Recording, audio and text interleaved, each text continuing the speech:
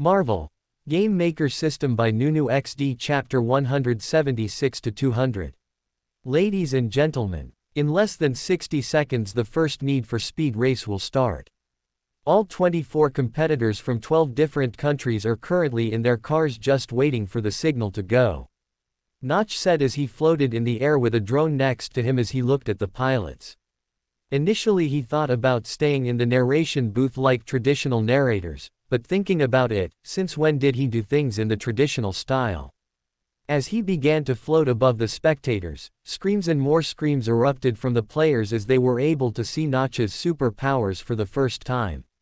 To create a more mystical effect, Notch made small particles of fire float around him, making him appear even more powerful and mysterious in the audience's view.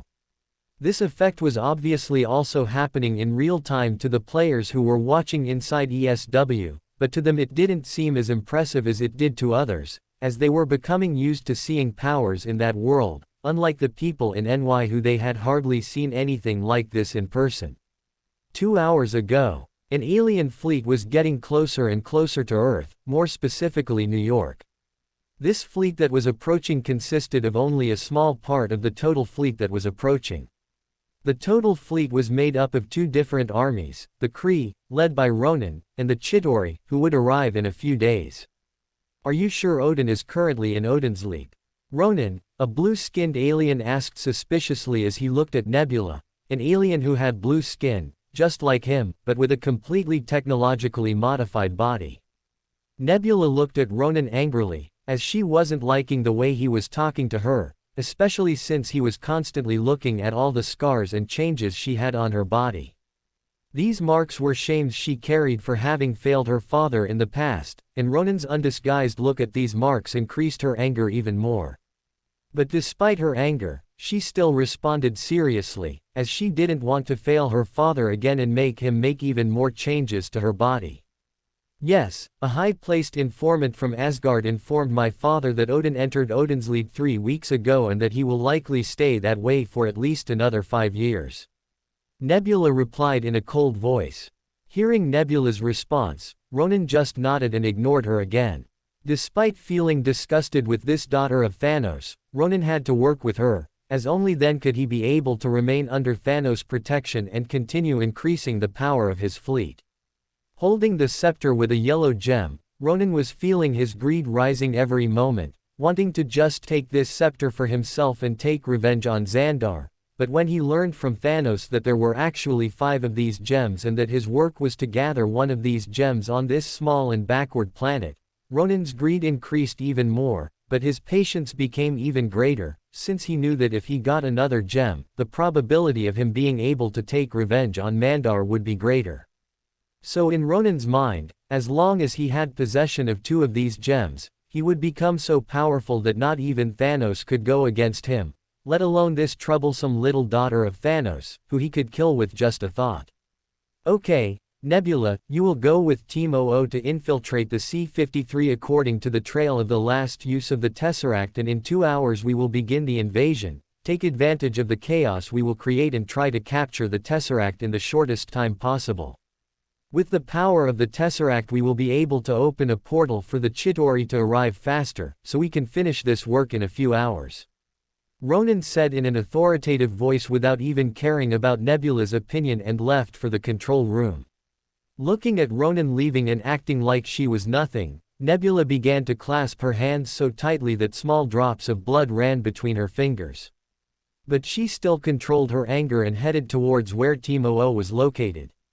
After a few minutes she had already boarded a smaller ship and was on her way to Earth.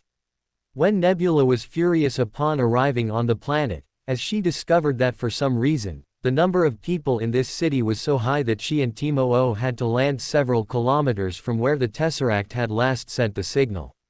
The urge she felt was to just activate the ship's weapons and land wherever she wanted, but she knew that if she did that, the planet would be alerted to their invasion and the Tesseract would be protected even further, so she just ignored it and activated it, the cloaking device, after analyzing an inhabitant of that planet, and left the ship. This device only changed the color of her and the other team members' skin to suit the planet they were on, but all their other features were still showing, so they had to put on clothes that covered a lot of their skin, especially Nebula, which had to cover all robotic parts. Fortunately, the location where they were going was not the center of where these people were gathered, otherwise they would need several hours just to get to that location. Despite that, Nebula still estimated that they would need at least 2.5 hours just to get to the location of the signal they were following. But just because it wasn't downtown, the streets were still packed with people looking at small communication devices in their hands, which she noted was some kind of racing event that was going to take place in the city. Then, with the streets crowded, and the Kree from Team OO being in a hurry, they ended up bumping into some people while following the beacon, which raised some people's discontent and almost exposed their location. "Be careful, you will put our mission at risk," Nebula said angrily looking at the Kree. "Don't bother us, girl, with the amount of modifications to your body, you have no right to criticize how someone completes missions," one of the Kree said, causing the other 3 Kree to start laughing, making Nebula's anger spike even more. Angry, she just ignored these idiots and started paying attention to her surroundings to try to understand this planet in order to get more information to help with the mission. But as she walked, she saw big screens in stores broadcasting some kind of battle of people who were fighting monsters. To her surprise, these people were using skills that she had only heard about throughout the universe. Some were controlling ice as if it were something simple, others were controlling fire, there were even some who were controlling the dead and casting curses on enemy monsters. And the most surprising thing for her were those who were using magic to revive dead people. Looking at the gigantic monsters these people were fighting, Nebula was a little uncertain about these people's actual power level. Wanting to confirm her hunch, she started to listen better to these people's conversations to see if what she saw was true, or if it was just some kind of entertainment, but the first thing she said shocked her. "Idiot, do you think I couldn't kill a dragon? I'm Lord Dark Devil, the best necromancer in my neighborhood. The amount of souls I've stolen is in the tens, if I want I can summon an army of skeletons to kill my enemies," a young-looking man said in a proud voice to his friend, leaving Nebula wide-eyed as she couldn't even feel anything special about this person. "Do you think this is surprising? Yesterday in the arena I used my control over fire to kill more than 10 necromancers like you," the first man's friend said dismissively as he reached out his hand and caused a slight flame to appear between his fingers, completely shocking Nebula. The information said that this planet was completely backward and that the combat power of the population posed a threat close to zero, but it said nothing about these people having the ability to use magic. She thought in fright as she looked around, and to her surprise, both she and the Kree were so focused on the tracker that they hadn't really noticed that all around them were several people walking around with demons summoned beside them. "Damn, this city has at least 10 million people. If they can all use these skills, does this invasion still have a chance? Even more so before the Chidori army arrives." Seeing that the time for Ronin's invasion was almost here, she didn't know what to do, considering that the probability of the mission failing had increased several times, causing traumas that she tried to forget to come back to her mind. "Let the race begin," Notch said excitedly as he opened his arms and let the cars start to accelerate through the streets of NY. As his arms went up, the cars sped down the first straight of the race. To make the race more interesting, the 12 most powerful cars were in the hands of the celebrities, while the 12 slowest cars were in the hands of the professional drivers. As the beginning of the race was just a straight line, the celebrities managed to distance themselves a little from the drivers, but when the curves started to appear, the drivers were approaching the celebrities little by little. Of course, Notch hadn't just unleashed muscle cars into the hands of unprepared celebrities, he had also hired co-drivers to stand alongside the celebrities giving instructions on each of the turns, either where they should brake, or even with the possibility of braking the car, with a pedal installed in their seat to prevent any accidents. And if an accident were to happen, Notch was confident that he could use his powers to save the person in the accident as long as the person didn't die instantly. "Damn, this race is so much fun." Thor laughed as he watched Senna competing with Hamilton as he took a dangerous turn. Their cars were millimeters away from touching each other, but the two experienced drivers managed to make the turn without giving up pressure on each other and without touching each other too easily. Why don't they just beat each other and let the toughest one reach the end? Fandral complained. Haha, those two are monsters. A player laughed as he was proud to see his country's player representing his country with such a fun competition. To the public's surprise, at one point they began to get very worried, as Senna and Hamilton, who were competing for first place, soon followed by Bush who was not far behind, instead of braking in a tight curve, were accelerating, even more so, to the point that it was even difficult to follow their speed with your eyes. Their speed is already over 300 kilometers per hour. 186 miles per hour, one of the commentators said excitedly as he saw how fast they were approaching the wall.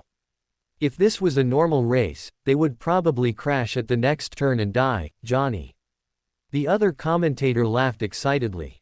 But this is not a normal race, this is a Need for Speed race. From what Notch told me, if a player gets a car that reaches 500 kilometers per hour in the game, the car's Hot Wheels will be in flames and a portal will appear and suck the player into another dimension, a place where only the best pilots in the universe meet, and they need to form teams to invade other worlds and conquer fragments of the Speed Force. What does that mean? I still don't know, but that seems like a lot interesting.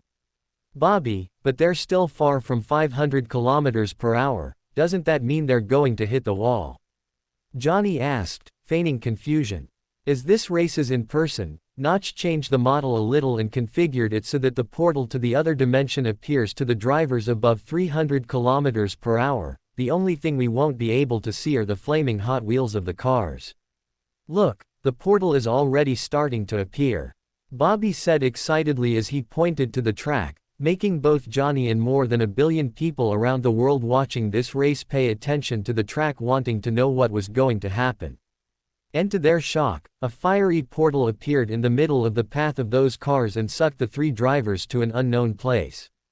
Of course, within a few seconds these drivers appeared again in another part of the city, but surprisingly with their cars full of snow, showing that they were actually somewhere else in those few seconds. Seeing the portal sucking up cars at high speed and returning them to another side of the city made the public even more excited, sending the new game's hype sky high. Damn, I want a carriage as fast as those, Thor said while pointing excitedly at the television in the cabin. Not only was he bright-eyed as he looked at the screen, but his friends were also thirsty to have a car as fast and beautiful as those for them to drive like that. While Thor was very excited to see that portal appearing and taking the cars to another side of the city, a group of people were shocked watching the race. That portal looks a little familiar, doesn't it? A master of the mystic arts asked a little uncertainly. Although that portal is more like fire rather than sparks like ours, that is practically our portal, right? Another master asked in confusion as he controlled the camera to play a replay of that scene. When everyone was suspicious, one person finally said in a calm but surprised voice. Yes, that portal follows the same principles as our portal, but the structure is slightly modified by some kind of external power. If you change the camera angle you can see that Notch's eyes turned red while that portal was open, so he's probably using some power in his eyes to control the portal using knowledge of magic like ours. Hearing the Ancient One's explanation, the masters were shocked. Is he a magic genius? One master was surprised to see such an original use of their magic, as Notch had basically taken a spell that had already been perfected for thousands of years and improved it again to a form that didn't require hand movements let alone a sling ring. Did someone teach him our portal? Another master asked suspiciously. I don't know how he learned it, but so far he hasn't learned it here, at least not in a way that I know of, the Ancient One replied as she looked at Notch with increasing interest. The only times she could spot Notch was when he was appearing on television, which was surprising to her, but after seeing that despite the changes he made in the world, everything was going in an even better direction, she decided to let him go. Put aside this obsession with finding him in real life. She knew that in time he would find her of his own accord. While Yao was relaxed and curious upon seeing the portal, Nebula's expression froze even more when she saw that portal appearing to take those cars to the other side of the city.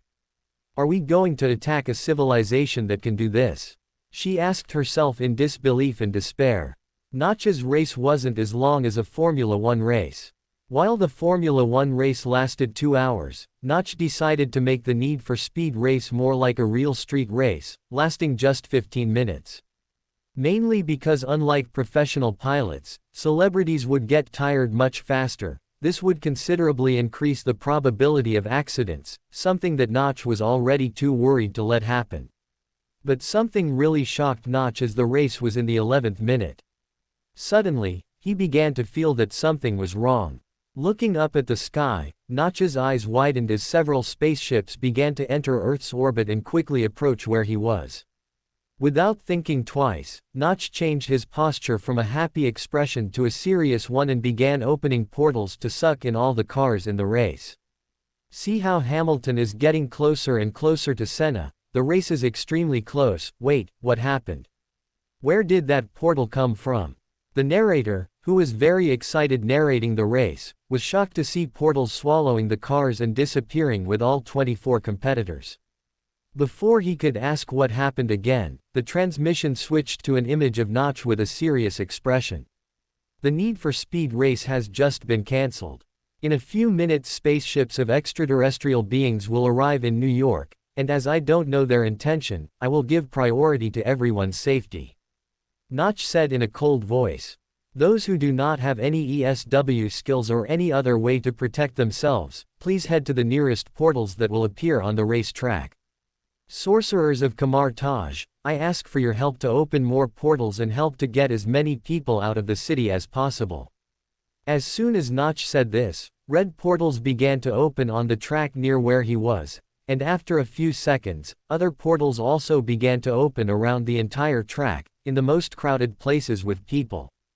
These other portals belonged to the sorcerers, who, after Yao's permission, also came to help, even if it meant that people would know about them. Comparing this to the possibility of millions of people dying, they had to help, especially after Notch specifically cited them. Although dozens of portals appeared taking people to open spaces further away from the city, the number of people was still very high, causing the vast majority of people to be trapped in the city. For those who have already learned ESW skills, have special abilities, mutants with powers that can help, if you feel comfortable, your skills will be in demand.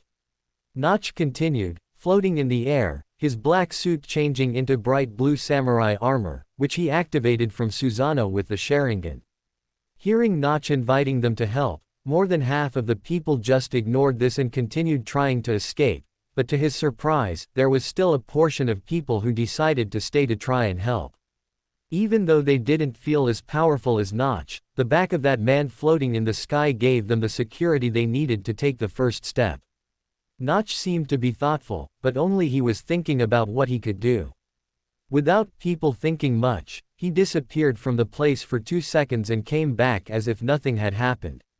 Within 30 seconds, only a few thousand people had been evacuated, but spaceships finally began to appear in the common people's vision, causing those who had been in doubt to finally believe and begin to speed up to flee. With the panic that was emerging, if it weren't for the help of the sorcerers, many people would die, trampled to death by others desperate to escape.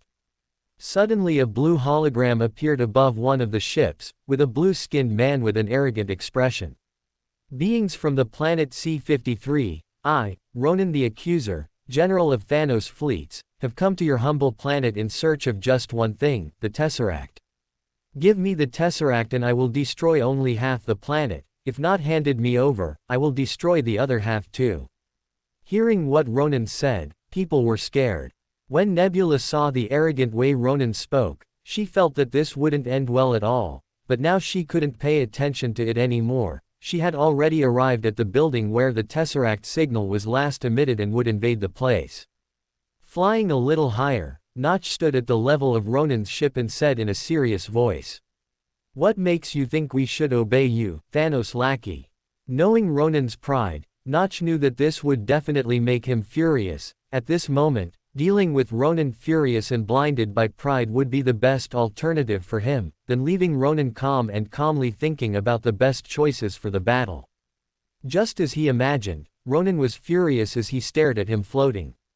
Surprised, Ronin didn't understand what material this earthling's armor was made of, let alone how this person was floating in the air, but because of the anger he felt at being insulted, Ronin pointed the hammer at Notch and said angrily, "You have no other choice, be inferior, your civilization is backward, in just a few shots from my fleet this planet would be destroyed, but to satisfy your curiosity, I will let the first shot be aimed at you." As soon as Ronin said this, he raised his hand from the top 10 ships in the fleet, 4 shot at Notch at the same time with a very powerful energy cannon. When people saw the ships shoot Notch with a weapon they had never seen before, concern rose in everyone's hearts. Time seemed to stop during the few seconds it took the lasers to come out of the ships' weapons until they reached Notch. But that little time was enough for a big change to happen in Notch. A sinister smile appeared on his face, seeing those shots coming towards him, as he whispered, "What a shame, I thought he was going to shoot with more ships." As Notch said this, a change happened in his eyes. And this change shocked people who were watching everything through Oasis. Notch's eye, which previously looked like a 3-pointed star with some lines touching, had now changed to just a thinner 3-pointed star. No one noticed this change because of everything that was going on around them, but people noticed a big difference in Notch's armor. What was once glowing blue armor had now changed to red armor, and in Alex's left hand a shield appeared. In a few seconds, the armor that was previously compact to the point of only covering Notch's size, had now doubled in size, reaching 4 meters in height. As soon as the lasers reached Notch, the shield in his hand magically absorbed the attack completely, but in the next second, the attack that was absorbed by the shield, was shot in the same direction at the speed it came at. Not only were the people on the ground shocked, Ronin also looked at it in disbelief.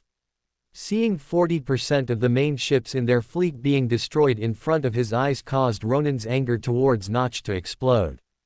But Notch didn't waste that time and continued expanding the size of his Susanoo armor to the point that within a few seconds the armor was already 30 meters tall, the size of a 10-story building. Looking at that red armor with an imposing expression, for the first time Ronin doubted the probability of success of this mission. But his anger and pride pushed that thought to the back of his mind and he gave another command. "Open the doors, destroy this giant." As soon as Ronin commanded this, the doors of the ships opened and hundreds of Kree soldiers came flying with technological devices towards the red giant in front of them. Ronin's total fleet was 40 ships, 10 main ships and 30 smaller ships, each smaller ship held 15 Kree soldiers, while the main ships held around 80 soldiers, totaling at least 1,250 soldiers equipped with one of the most advanced military technologies of the galaxy. But with the destruction of 4 main ships by Alex, the total number of soldiers decreased to 930, and considering that only the soldiers from the secondary ships were dispatched, and 1 soldier was left to pilot the ship, only 420 soldiers were dispatched to deal with the Notch's giant Susanoo armor. If these soldiers were released into any city on Earth, they alone would be able to handle the entire city by themselves, as their weapon and armor technology was so advanced that Earth's weapons could hardly pose any threat to them. Thus, the pride of Ronin's Kree fleet grew exponentially, as they were already powerful enough to deal with powerful fleets in the galaxy, let alone deal with a centuries-old technologically backward planet like Earth. But different from what Ronin imagined, the sight of it in front of Alex was completely different. Alex knew that he could deal with Ronin's fleet alone very easily. Just with the powers of the Mangekyo Sharingan he could deal with all the soldiers without breaking a sweat, but that wasn't his plan.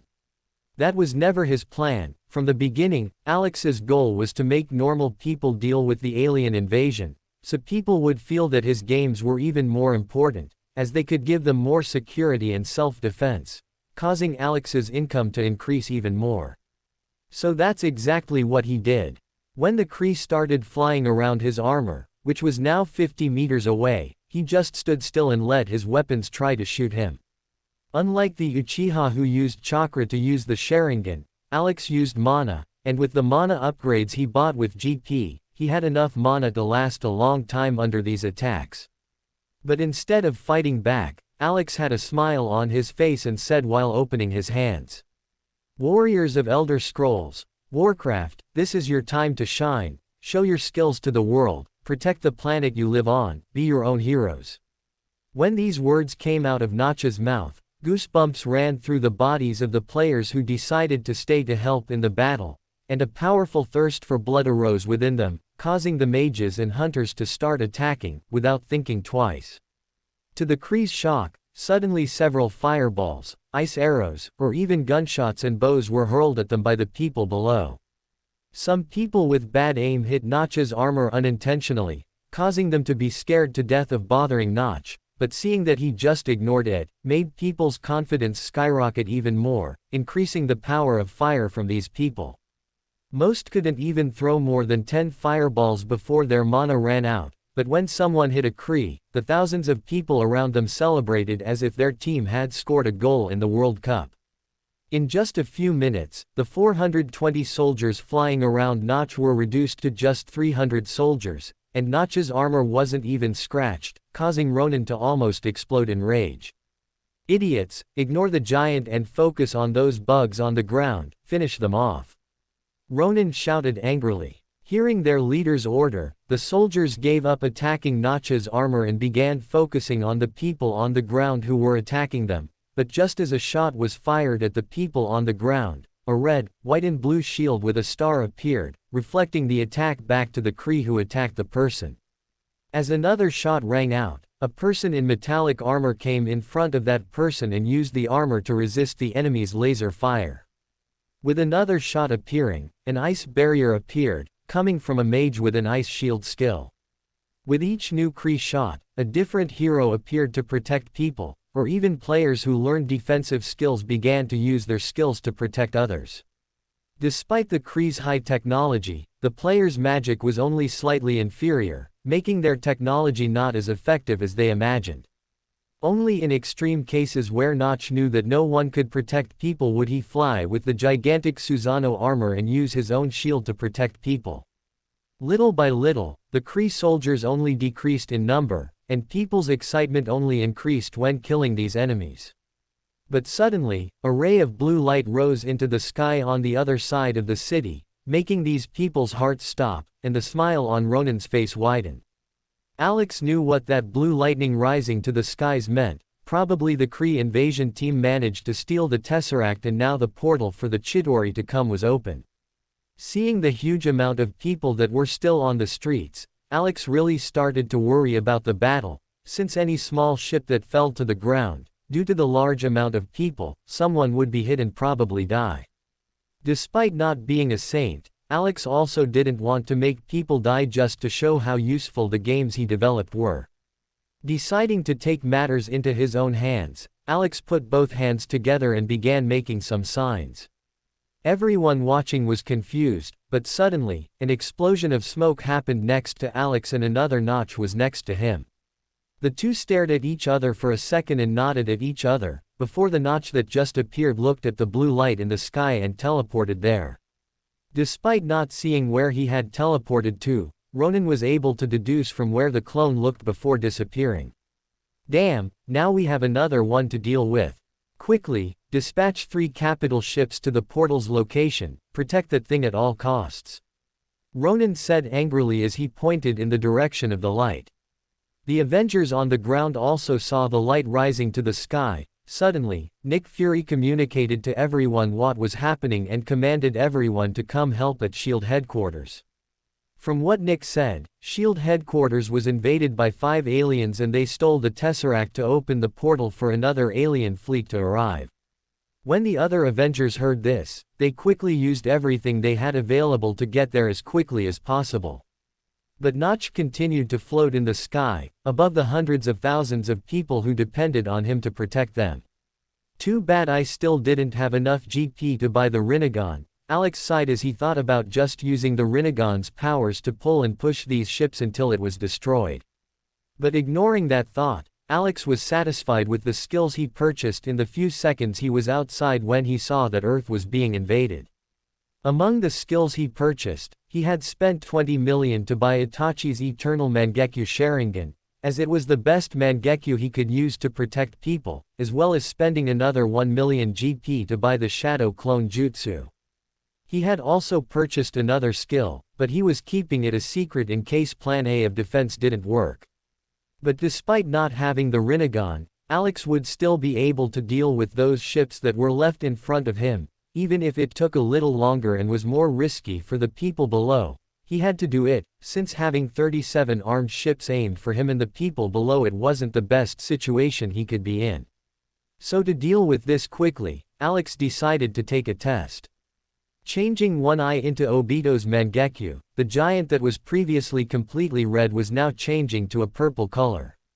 The red colors of Itachi's Susanoo and Obito's blue mixed, and Alex was pleasantly surprised to realize that he could use the powers of two different eyes at the same time.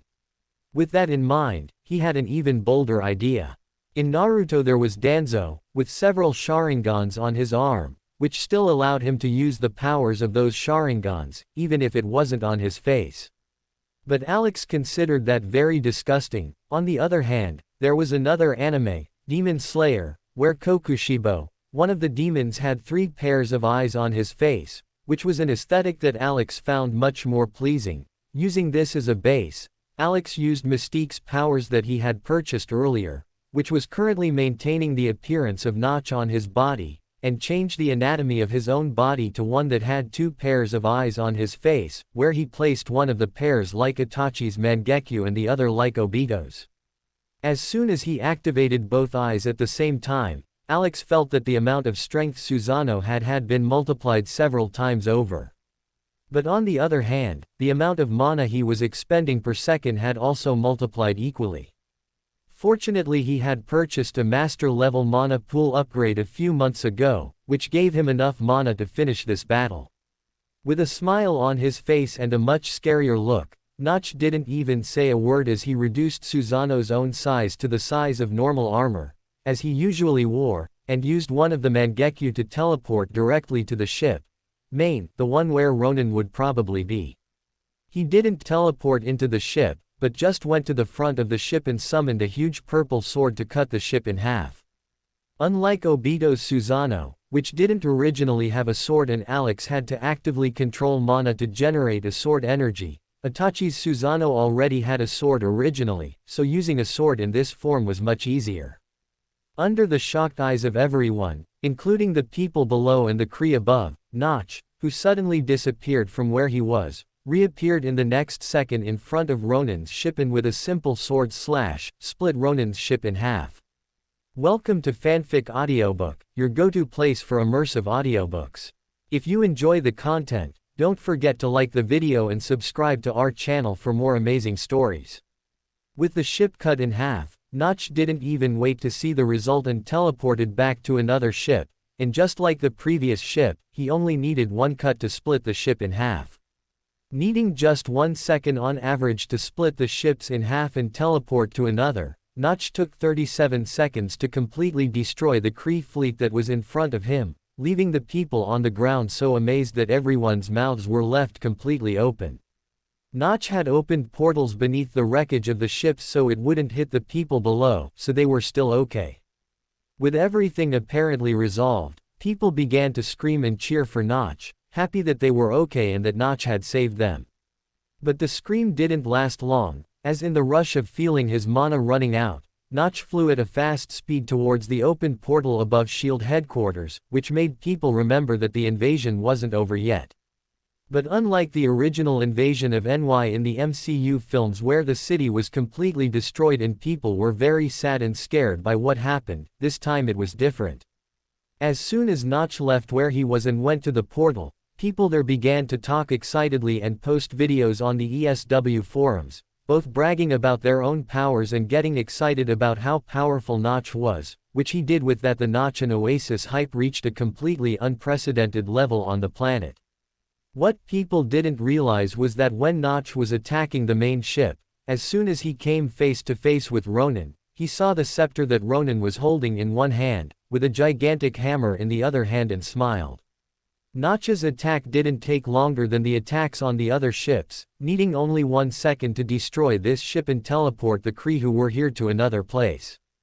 But during the teleportation of these Kree to another place, Notch did something different this time. Instead of just teleporting everything like he was doing previously, Notch paid special attention to the scepter and hammer that Ronin was holding. Without anyone noticing, as Ronin fell into the portal with the wreckage of the ship, the scepter and hammer disappeared. The only change was one of Notch's 4 Sharingan rotated slightly before Notch turned around and went to destroy another ship. After destroying all the ships, Notch flew to the portal that was summoning the Chidori. Arriving at the place where the portal was open, the first thing Alex saw was Iron Man flying while shooting lasers at the aliens flying out of the portal. It's a good thing the big ships haven't crossed the portal yet.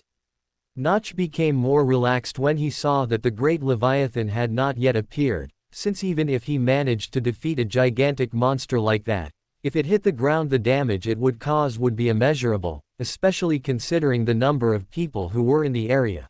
4. Hey Notch, did you manage to deal with the capital ships? Tony, always communicative as he was the first to talk to Alex. Sup Tony, all the ships have been eliminated. Now we just need to close this portal. Have you captured the aliens that opened the portal yet? Notch asked as he looked around. Finally paying attention to Notch, Tony was shocked by his new look. Damn, I imagined you were a nerd after you tried to develop an oasis for me, but I didn't imagine you were literally a 4-eyed. Hearing Tony's joke, Notch just rolled his eyes, which for someone with 4 eyes, was a little strange, but no one had the courage to comment on it. Ignoring Tony who was talking nonsense, Notch looked at Captain America who was on the ground finishing dealing with a Chidori before looking back at Notch.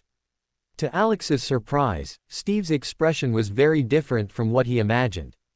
The captain, who always had the confident and serious expression of an old-fashioned soldier, was strangely looking at him with a big smile on his face.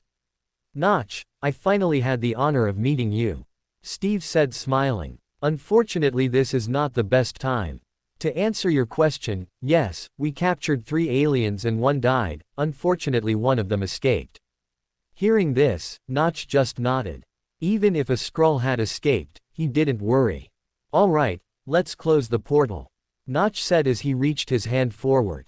Natasha, who was also fighting alongside Steve, was about to say that they couldn't close the portal because of a barrier around the Tesseract, but when she saw what appeared in Notch's hand, her eyes lit up with excitement.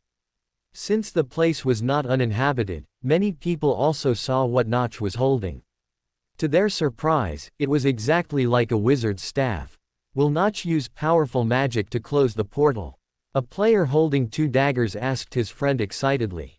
Do you have any doubts about that? Look at that staff. If I had a staff like that in real life I would probably be the most powerful wizard in the world. The friend replied while using a fireball on a Chidori that was flying towards him. Are you sure? The friend asked laughing while pointing at the Kamar Taj sorcerers who were fighting alongside them. Seeing these sorcerers, the man laughed and pretended he didn't hear anything. Their conversation about Notch's power was something that everyone was wondering about, since ESW had such incredible and powerful magic. At that moment each one imagined a different magic that Notch could do to close this portal in a badass way. But something strange was happening. Instead of starting to use magic, Notch began to fly closer and closer to the machine that opened the portal. Will it be a short-range spell? That's what most people watching wondered. At this moment, thunder appeared in the sky, further increasing the players' hype, imagining how powerful this magic was to even affect the weather. But soon after what they couldn't imagine happened, a man descended from among the clouds, controlling the lightning and using it to kill the Chidori while laughing. Weren't those beams from Notch's magic? The players wondered. Unbeknownst to anyone, a blue-skinned woman was shocked to see who was fighting in the sky while controlling the lightning. Even Odin's son is here, what's so special about this planet? Nebula wondered, shocked as she recognized Thor in the sky. Others who were shocked by Thor appearing were the players from the Asgard Guild, who quickly recognized that person as their guild master. Damn it, Thor went to fight and didn't say anything to us. As soon as Volstagg saw Thor in the Hub 73 projection in the Oasis, he became furious and quickly logged out, also wanting to go to New York to participate in the battle. Not only him, but also Sif and the other warriors of Asgard disconnected to join the battle, leaving the common people of the guild at a loss. Boys, does anyone here live in New York? This battle really looks like fun, a man from Scotland said, a little disappointed as he looked around. Is that what you're thinking? Didn't it even cross your mind that apparently the leader of our guild is Thor, the true god of thunder? Another player was surfing while seeing a projection of Thor flying and shooting lightning at the Chidori. For the rest of the players, the moment they've been waiting for has finally arrived. Notch was practically side by side with the Tesseract, ready to close the portal. This was the best time for him to do his magic, and so they looked on excitedly to see what he was going to do. Even though the battle was taking place in New York, billions of people from all over the world were watching this battle with glassy eyes through Oasis. People who were previously watching from the ground were scared or curious about the alien invasion and paid to have access to a box, so they could get a comfortable seat with full coverage of the invasion from every angle they wanted. Surprisingly, this has meant that in the few minutes since the invasion began, spectators for the race have risen from 900 million people to the current 3 billion.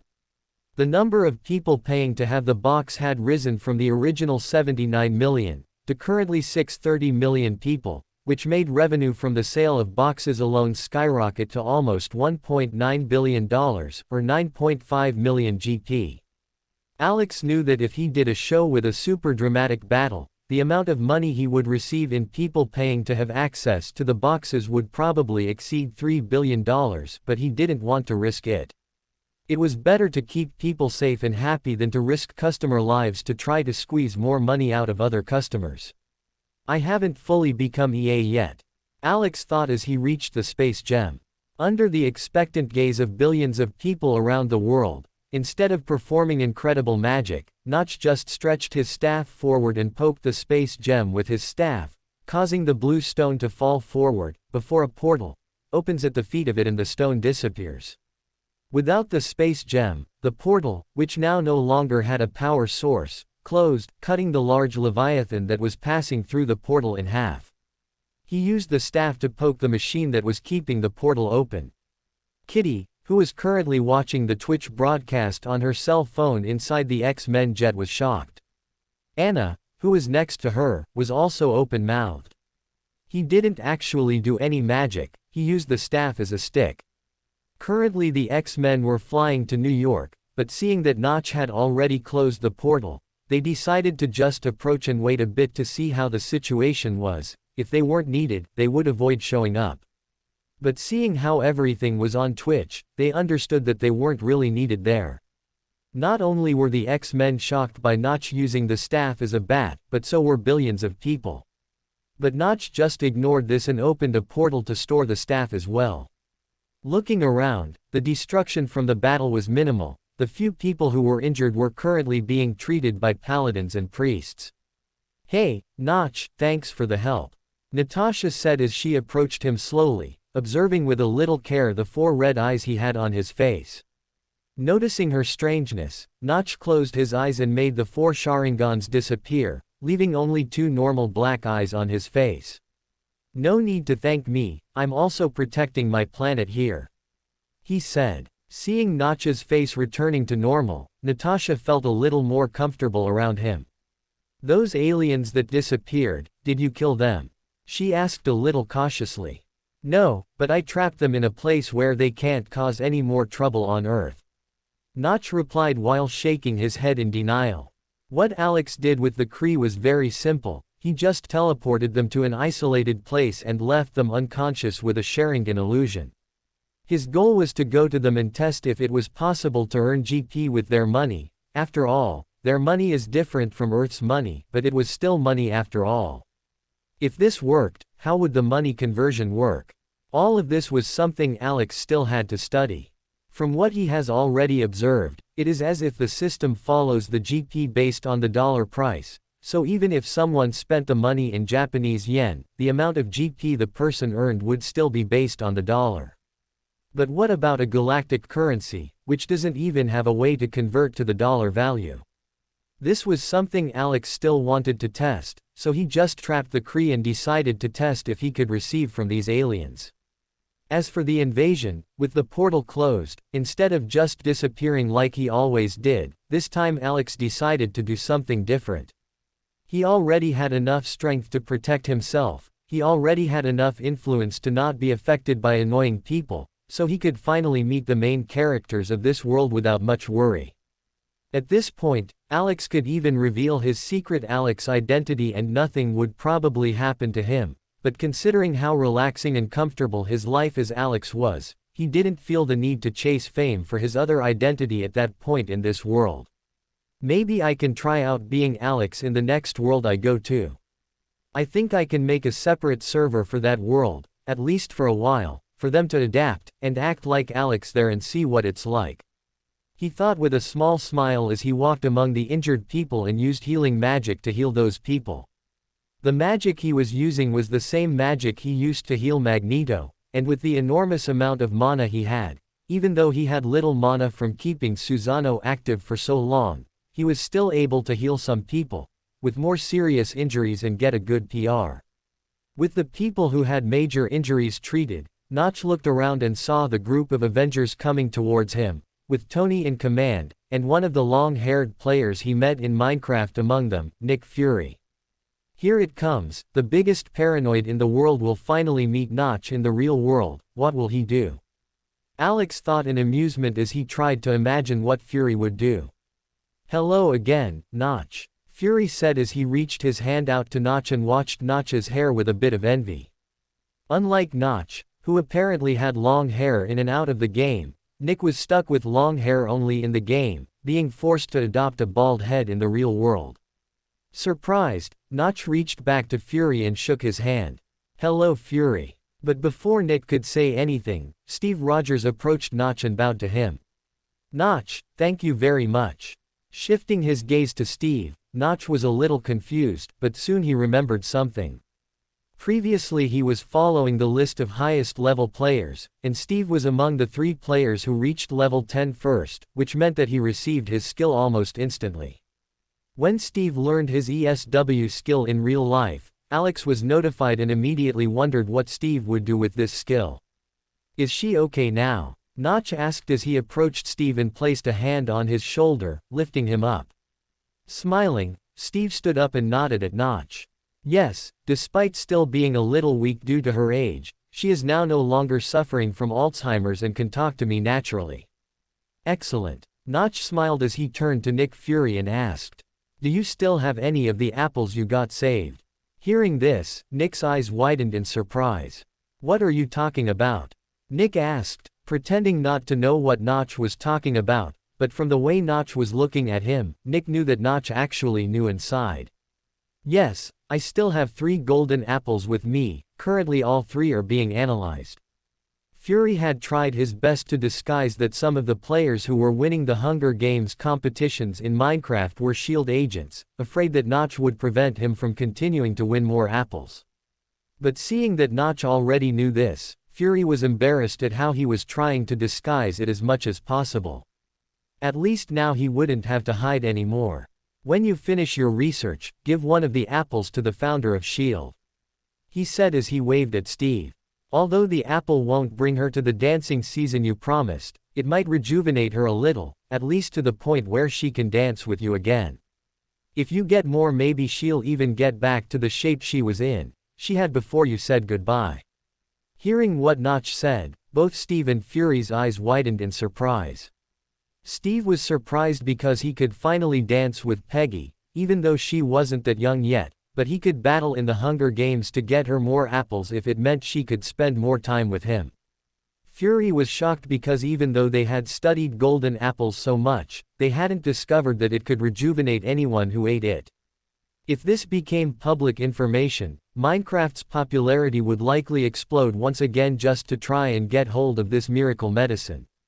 I have to put in more agents to get as many of these apples as possible. Nick thought. Steve Rogers, still processing the news, expressed his gratitude to Notch. Notch, I don't know how to thank you. If there's anything I can do in return. Notch interrupted, smiling. Don't worry, Steve. The joy of being able to help is reward enough for me. Just keep protecting the world both in the game and in real life." As they discussed the details, they noticed the commotion around them. Other players were starting to approach, curious about the conversation taking place. Notch didn't care about this information. For him, if it became public it would bring even more advantages than disadvantages, but Fury thought differently and quickly changed the subject. "Shall we go somewhere more private?" he asked while looking at these people around. But Tony, who loved attention, just ignored Fury and went up to the fans to take a photo. While Notch, despite not chasing attention like Tony, also felt it was important to maintain proximity to the public and took some photos with people who came close. These photos of Notch would quickly go viral on the Oasis forum. Seeing that Tony and Notch were interacting with fans, Steve also went to interact with people. A different characteristic of Natasha and Clint is that unlike the clothes they wore in the original Marvel films, which were very simple, in this world they were wearing an accessory that changed people's perception of them a little. Not only were they both very beautiful people, but the Ender Dragon capes on their backs also represented a huge prestige for those who really understood the history of Minecraft and Oasis. So, even though no one knew who the two were, and the two didn't even have powers beyond what they learned at ESW, people also asked to take photos with them. When the two saw this, they quickly looked at Fury for approval, and when he agreed, the two also smiled and went to take photos with people. Unlike the original MCU, the two weren't just normal people here. Not only had Clint eaten a golden apple, which increased his strength, but they had also learned a skill each from Elder Scrolls, Warcraft. Clint learned a hunter skill, while Natasha learned a rogue skill, which greatly complemented their combat. Unfortunately, the group's most iconic Avenger wasn't in attendance. Bruce Banner at that time was still in Brazil, enjoying life by playing games on Oasis and enjoying life in the real world without the Hulk. But this change made him feel a little missing and curious about the Hulk, mainly because of what he had seen of Hulk in Ned's lives, so he had become an orc in ESW to try to meet the Hulk. This task was very difficult, but he had no idea that what he had been waiting for so long was about to happen. At that moment, Hulk was frustratedly looking at the broadcast on the gigantic screen with Ned next to him. Peter had disappeared for some reason, saying he had to go help his aunt. Ned offered to help, but Peter refused and quickly disconnected from the game. So because of that he didn't see that the battle ended within a few minutes after he logged out. As Peter left, it was just Hulk and Ned left watching the broadcast on the TV in Ned's apartment at the Oasis. With the amount of money Ned was earning monthly on Twitch, he was already a true millionaire, both providing a much better quality of life for his parents in real life, and taking advantage of every possible luxury available at Oasis. One of these luxuries was a gigantic apartment that the player could compare as an upgrade to the free apartment that the game offered. Not only did Ned buy the biggest apartment, but he also hired a girl who became quite famous working in apartment design for Oasis. As the construction, decoration and objects available in Oasis were very different from those in real life, the decoration in this world was also very different, which meant that a new profession had emerged for people with more money. The money Ned spent hiring this designer was easily more than 10 times the price he spent to buy this apartment. Hulk wanted to be there, Hulk said, frustrated as he clasped his hands tightly and looked at the battle that was happening on the screen. Looking at Hulk and how big he was in the game, Ned couldn't resist asking, "Are you as big in real life as you are in the game?" Initially Ned thought that Hulk was just a child, but over time he realized that Hulk had already been involved in real battles in the real world, so for him Hulk was possibly a man with slight intellectual problems, or someone extremely innocent, or simply someone with a disability. Looking at himself, Hulk thought for a while and responded, "No, Hulk is a little bigger in real life." Which really shocked Ned, as Hulk was 2.5 meters, 8.2 inches, in Oasis. "Do you have some kind of power? Like mutants?" Ned asked. Hulk doesn't know, Hulk has always been strong. Hulk grumbled as he looked at the television and imagined himself fighting the aliens just like Notch. Frustrated at not being able to fight, Hulk got up and decided to expend the anger he had accumulated. Hulk will kill monsters. Living with Hulk for so long, Ned had already understood that Hulk was going to Elder Scrolls, Warcraft. You go, Hulk, I'm going to prepare for the next livestream. With this alien invasion, maybe I can think of something to attract more audiences to the stream. Ned spoke as he opened the forum and looked for what topics were trending. Disregarding the generic news about the alien invasion, there was something that caught his attention. A compilation of ESW players helping in battle using the powers they learned in the game. Seeing this, Ned already knew what his focus would be for the stream he was going to do today. Instead of connecting to ESW like he did in the last few streams, this time Ned had a different idea. With the popularity of players using ESW skills to fight in the Battle of NY, Ned decided to invite the other famous streamers he had befriended to do a debate stream. Where these streamers, together with their chat, would try to put together a tier list of the best skills that people could learn at ESW to use as powers in battles in the real world, as well as superheroes. Considering the popularity of Ned and the streamers he would invite, in addition to the popularity of the topic they would talk about, Ned was sure that this stream would have hundreds of millions of people watching. As expected, when the streamers heard Ned's idea, they didn't think twice before accepting and quickly opened stream. To create as much hype as possible, they started with rank F skills in the list tier, until they reached rank S after a few hours, increasingly increasing the number of viewers watching the streams. The popularity of this became so great that even Notch was surprised when he received a notification from Oasis informing him of the number of viewers that Ned's livestream was receiving. Currently there were 1.9 billion people watching all these livestreams simultaneously. With the popularity that this subject had, not only were common people interested in knowing which powers would be the best to learn in real life for each class so far, but especially governments around the world were also paying attention to this. Considering the experience that Ned and the other streamers had on this subject, as they played for at least 16 hours a day, they were probably the players who knew the most about this currently, which made governments also pay very close attention. And Notch, who was currently preparing to also open a press conference at Oasis to talk to the people about the invasion that happened today, received an important notification from Oasis. Currently, of the 193 countries in the world, 190 have already contacted Notch wanting to obtain some type of benefit. Do you want to answer any of them?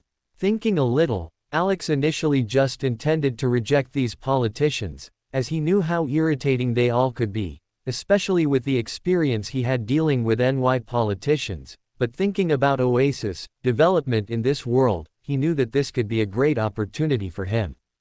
Unlike the Avengers in the original Marvel films, Alex had an advantage that none of them had: he was completely neutral.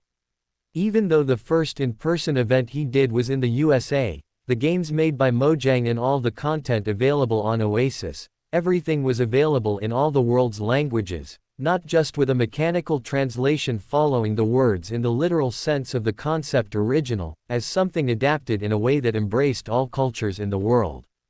This meant that everyone who entered Oasis thought they were in a world made by someone from their country. Everyone they talked to in the game was simultaneously translated into the native language of whoever was listening. So unlike the Avengers, who were obviously a group of exclusively American heroes, in the view of other countries, Oasis was practically a local hero factory, which could make heroes as good as the Americans. Thinking about how he could get benefits from it, Alex had some plans. His idea for the press conference was to deal with three important topics. The first was to talk about the alien invasion and how much danger the planet is in.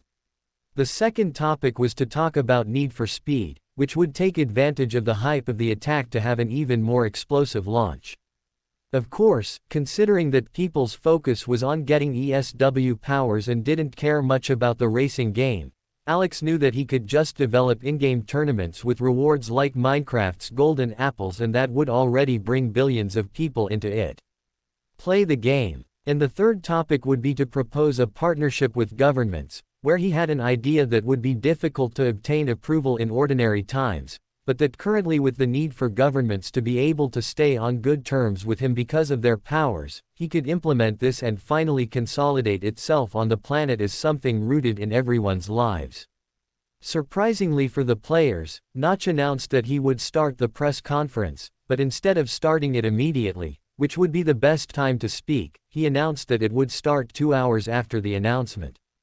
People who were watching the livestream of Ned and the other players commenting on which powers were the best to learn were very relieved, since from what they analyzed, there would probably still be another 1 to 2 hours of discussion until the list tier was ready.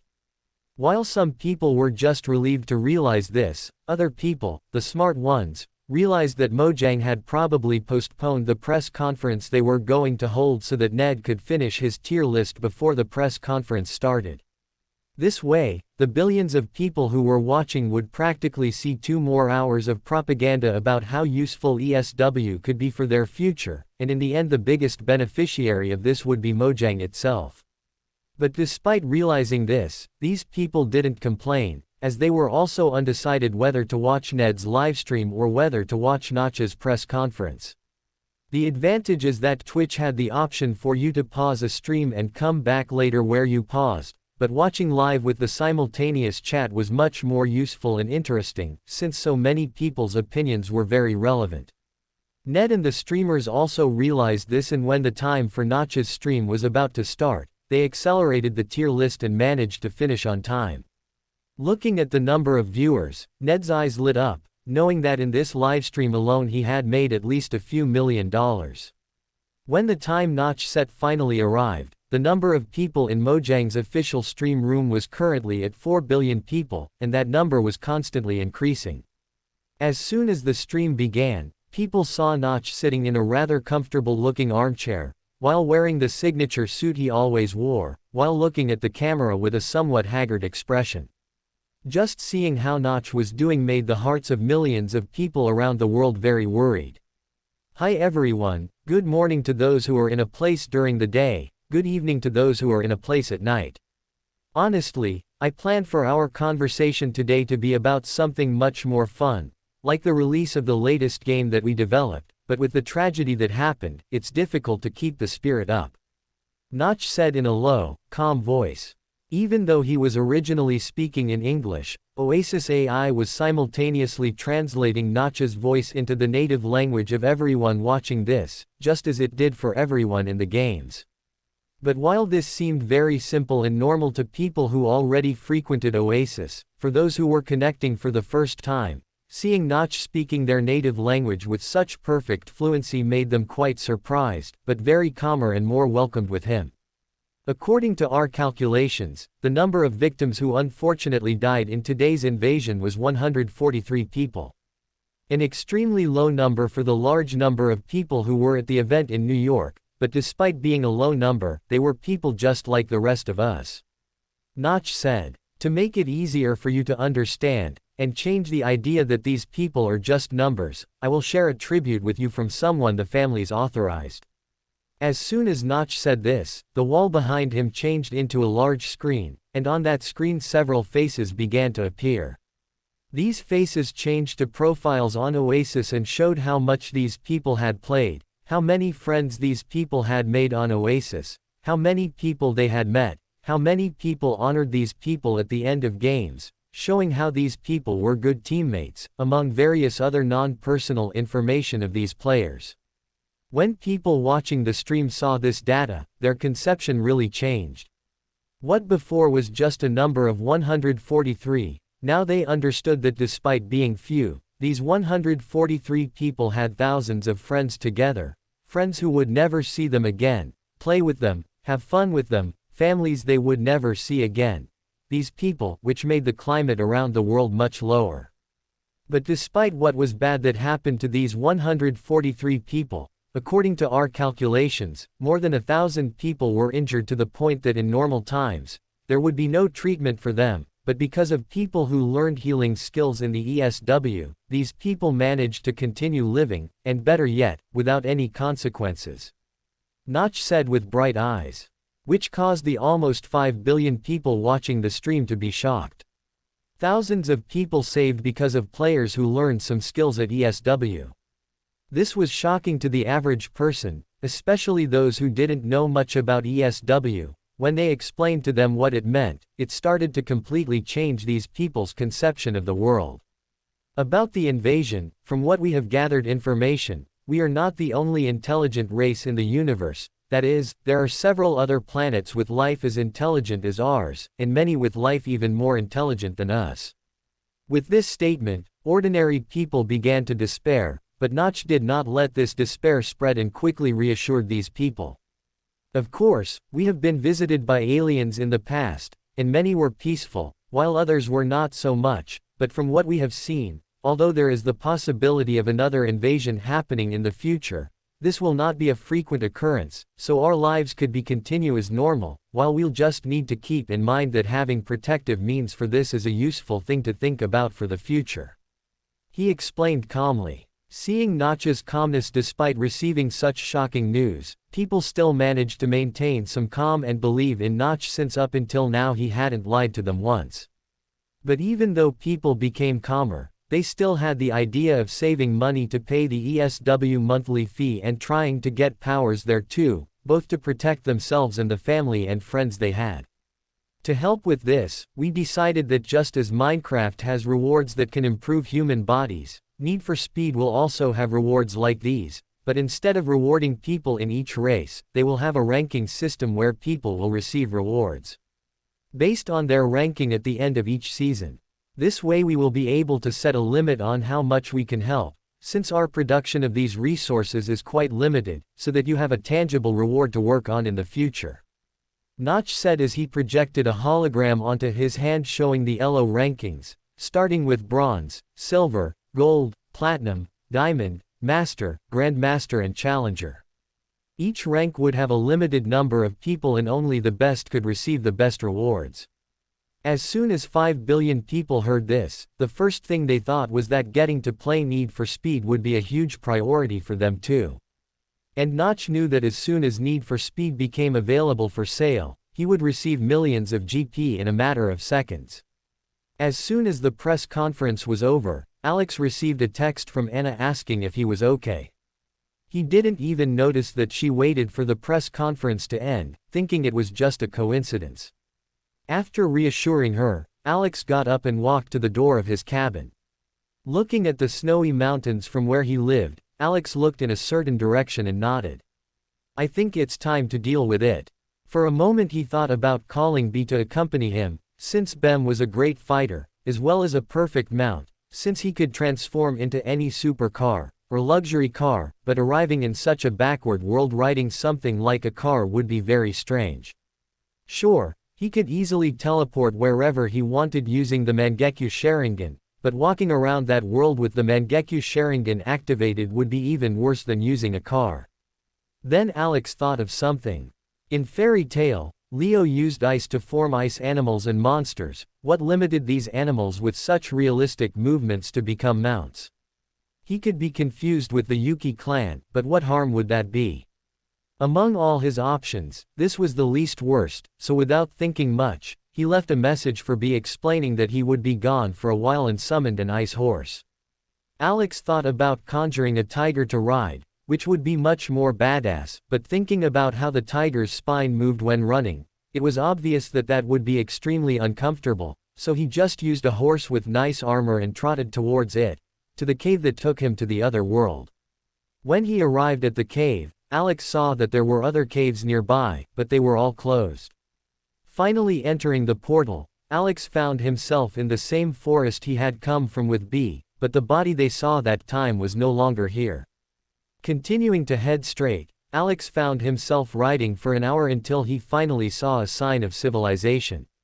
From what he was seeing, the place looked like a small town, with possibly around 4,000 inhabitants, a considerable population for a place like this, so out of curiosity, Alex dismounted the ice horse and made that horse dissolve.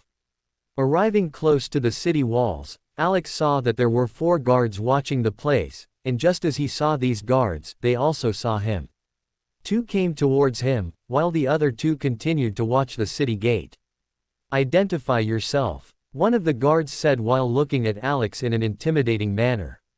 The 4 guards had red hair, which already gave a hint as to where he was, but he didn't comment on it and replied politely. I am Alex, the daimyo of the Oasis Nation. I came to your country to talk about a proposed negotiation between our two countries. Alex explained it in a way they could understand here. Initially he thought about pretending to be an ordinary person, but in the end he just ignored that and said everything at once. With the strength he now had, Alex no longer worried so much about others. If these guards didn't like it and treated him rudely, he would just beat them up and propose to another nation with the offer of Oasis. When the guard heard Alex calling himself a daimyo, he was initially surprised, but soon he became suspicious and stared at Alex even more, trying to understand if it was true. You know that it is a crime to impersonate a daimyo, to the point that if you are proven to be lying, regardless of your nationality, you will be subject to the death penalty, right? I understand. Alex lied as if he knew this, but not caring about the world, since they couldn't kill him. But Alex's calm was mistaken for confidence that what he said was true. Even though he didn't have guards around him, the guards still became suspicious since Alex's calmness wasn't one that anyone would have unprotected. Please, wait a moment. The guard apologized and went to his commander, leaving only the other guard with Alex, who was looking at him suspiciously. Alex smiled at this other guard and ignored him, just looking at the small town in front of him. If I'm not mistaken, this small city must be the Uzumaki country, which despite being small, is possibly extremely rich, since the Fuinjutsu scrolls they produced were sold all over the world at very high prices. They would possibly become big whales at Oasis. Alex thought. Within minutes, the other guard returned, accompanied by 4 other guards with red hair like him, who accompanied Alex into the city. Although they were unsure about Alex's identity, they sent the news to their patriarch as they kept Alex in their sight. Upon entering the city, the guard who spoke to him at the beginning said again, "You are free to go to the common areas of the village, but we will accompany you while we wait for a response from the patriarch." No problem. Alex replied casually, knowing that the Uzumaki patriarch is also the daimyo of this small country. Inside the village, despite the very simple and rural appearance, which should mean that people should be simple and happy, Alex noticed a tension among the population, mainly due to their distrust when looking at him, with that white hair and red eyes. Look at that man, he has white hair like the White Fang and red eyes like the Uchiha. Could he be an ally of Konoha who came to help us? A worried woman asked another woman next to her in a low voice, trying to hide her gaze at Alex. Hearing the woman's comparison, Alex found it funny, but pretended he didn't hear anything as he tried to understand what was happening in the village from what he heard. If they were expecting help from Konoha, could that mean the Uzumaki country was about to be invaded? This might be a better opportunity than I imagined, Alex thought as he smiled internally. After a few minutes, a ninja jumped in front of Alex and the guards while warning, "The patriarch awaits your presence." Following the guards, Alex entered a very luxurious traditional Japanese-style mansion. Of course, this is in comparison to the surrounding houses. Despite being a large and spacious house, with a beautiful and well-kept yard, it was still an old house. Surprisingly, as Alex looked at this mansion, he realized that although it was big and looked luxurious, it was nowhere near as luxurious as the mansions he saw in the eastern countries in his previous world that the great emperors of the past liked to build. In a few minutes they arrived in the room where the daimyo was. Sitting on a large throne, the red-haired daimyo wore no fancy clothes and expensive jewelry. He also didn't wear combat gear like the ninjas around him. The only thing that said he was the daimyo was the big black hat and a cute kimono with the Uzumaki clan symbol, a swirl. In front of the daimyo was an office desk and a chair for the guest to sit on, which he subtly gestured to me and I nodded in response as I sat down. I have to admit that the Uzumaki country's style of architectural beauty is quite good. Alex started by praising something sincerely, as he really liked how the Uzumaki managed to demonstrate wealth and luxury even without exaggeration. Which brought a small smile to the daimyo's face. "It's good to know you liked it, Mr. Alex. I am Kato Uzumaki, the daimyo of this country. My guards told me that you style yourself as a daimyo of a country called Oasis." Alex nodded in agreement. Forgive me for the rude question, but I've never heard of any country called Oasis. He explained as he stared at Alex looking for answers. Even though Alex said this and he had never heard of a country called Oasis, seeing from the clothes that Alex was wearing, which seemed to be of such a high quality that he had never seen before, not to mention the different and innovative design that these clothes had, Alex probably had a lot of money just based on that fact. With this style of clothing and the confidence he carries, possibly this Alex is either a very rich merchant, or a nobleman from some other country who reneged and decided to found his own country. Kato Uzumaki thought as he tried to analyze Alex. But there was still a hint of doubt about this, since not only was Alex's style of dress different, but his appearance was also very different from the style of appearance of the people here, and his name was also something very different. Alex was a name he had never heard, but that was just a small doubt because of how fluently Alex was speaking their language. What they didn't know is that Alex was able to purchase a fluency skill in all languages, just like the Asgardians had, since for him, who would have to interact with people from all over the world, this was invaluable. Even though in this world they spoke Japanese, for Alex it was still being spoken perfectly in English, which was his native language. Don't worry about that question, Mr. Uzumaki. Alex replied relaxedly, already imagining that something like this would come. It's understandable that you haven't heard of the country Oasis, since in this world Oasis hasn't been released yet. Hearing those words, both Kato and the guards around him were surprised.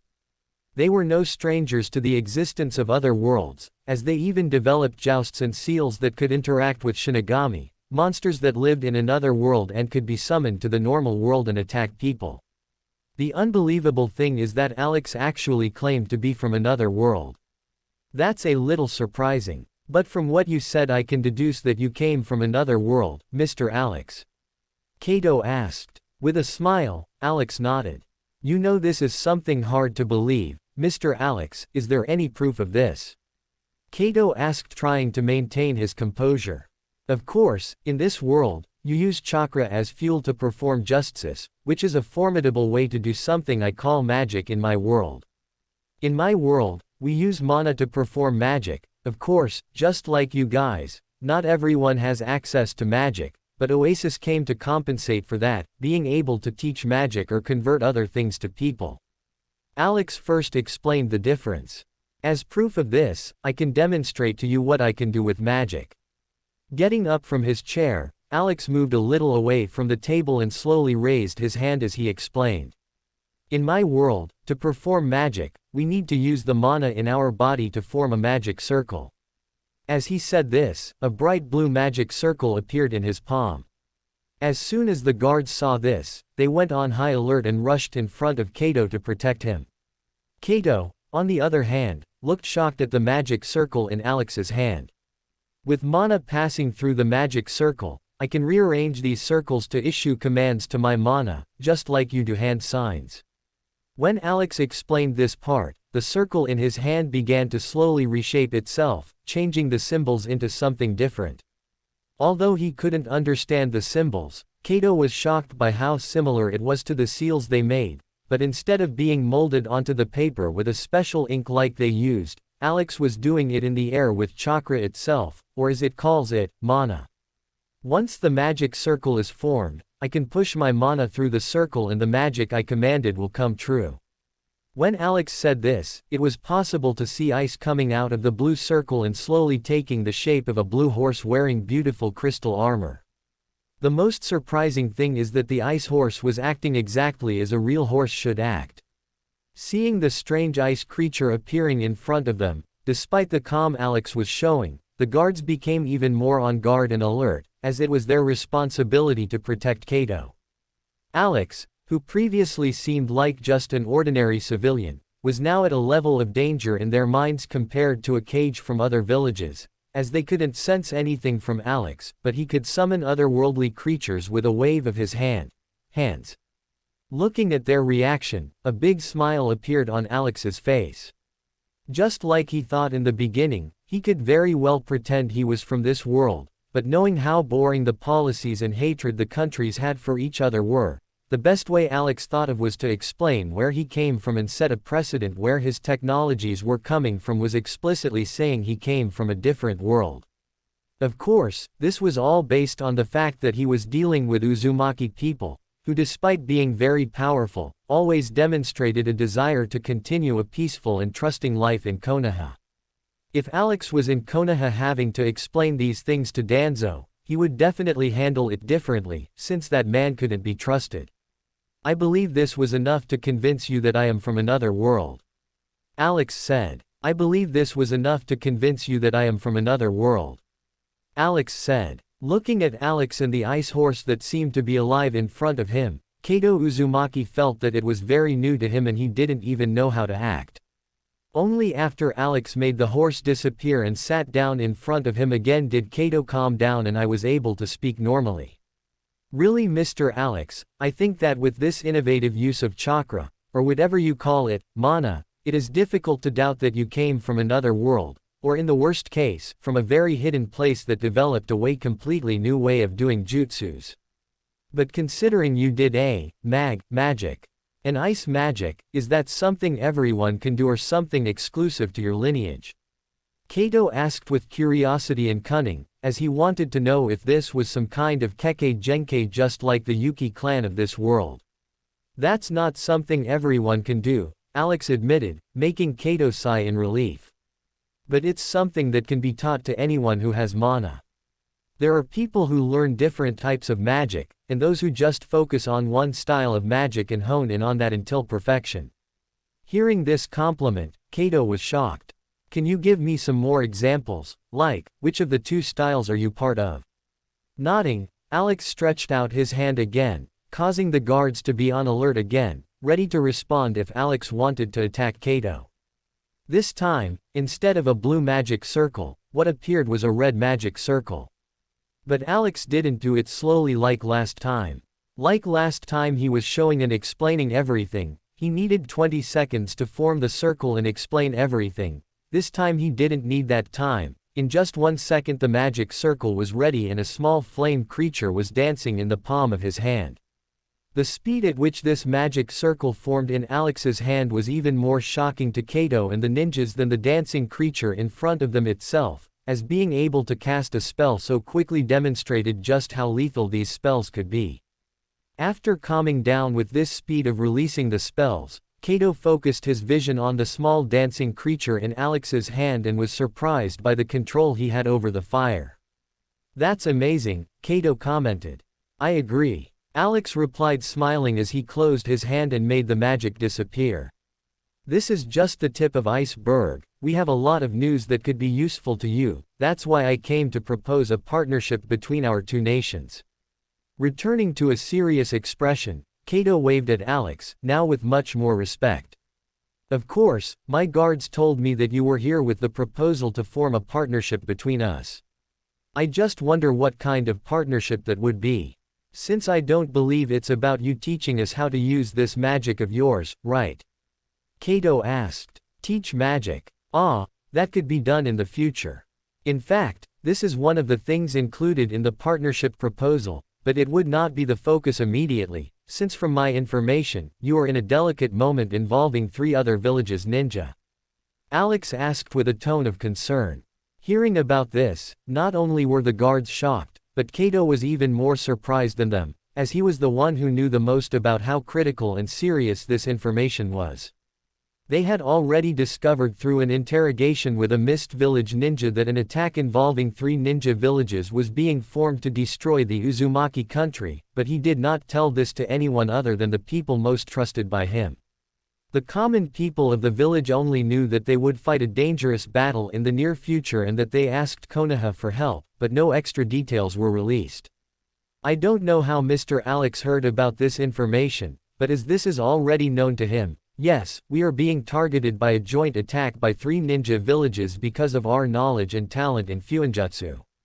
Kato explained in a tired voice. What does this have to do with our possible partnership? Nodding, Alex didn't smile, so as not to appear disrespectful. The ninja world, which is your world, is not the first world that Oasis is coming to. Our goal is to make an investment in you, just as we did in the other worlds, so that a symbiotic relationship happens between us."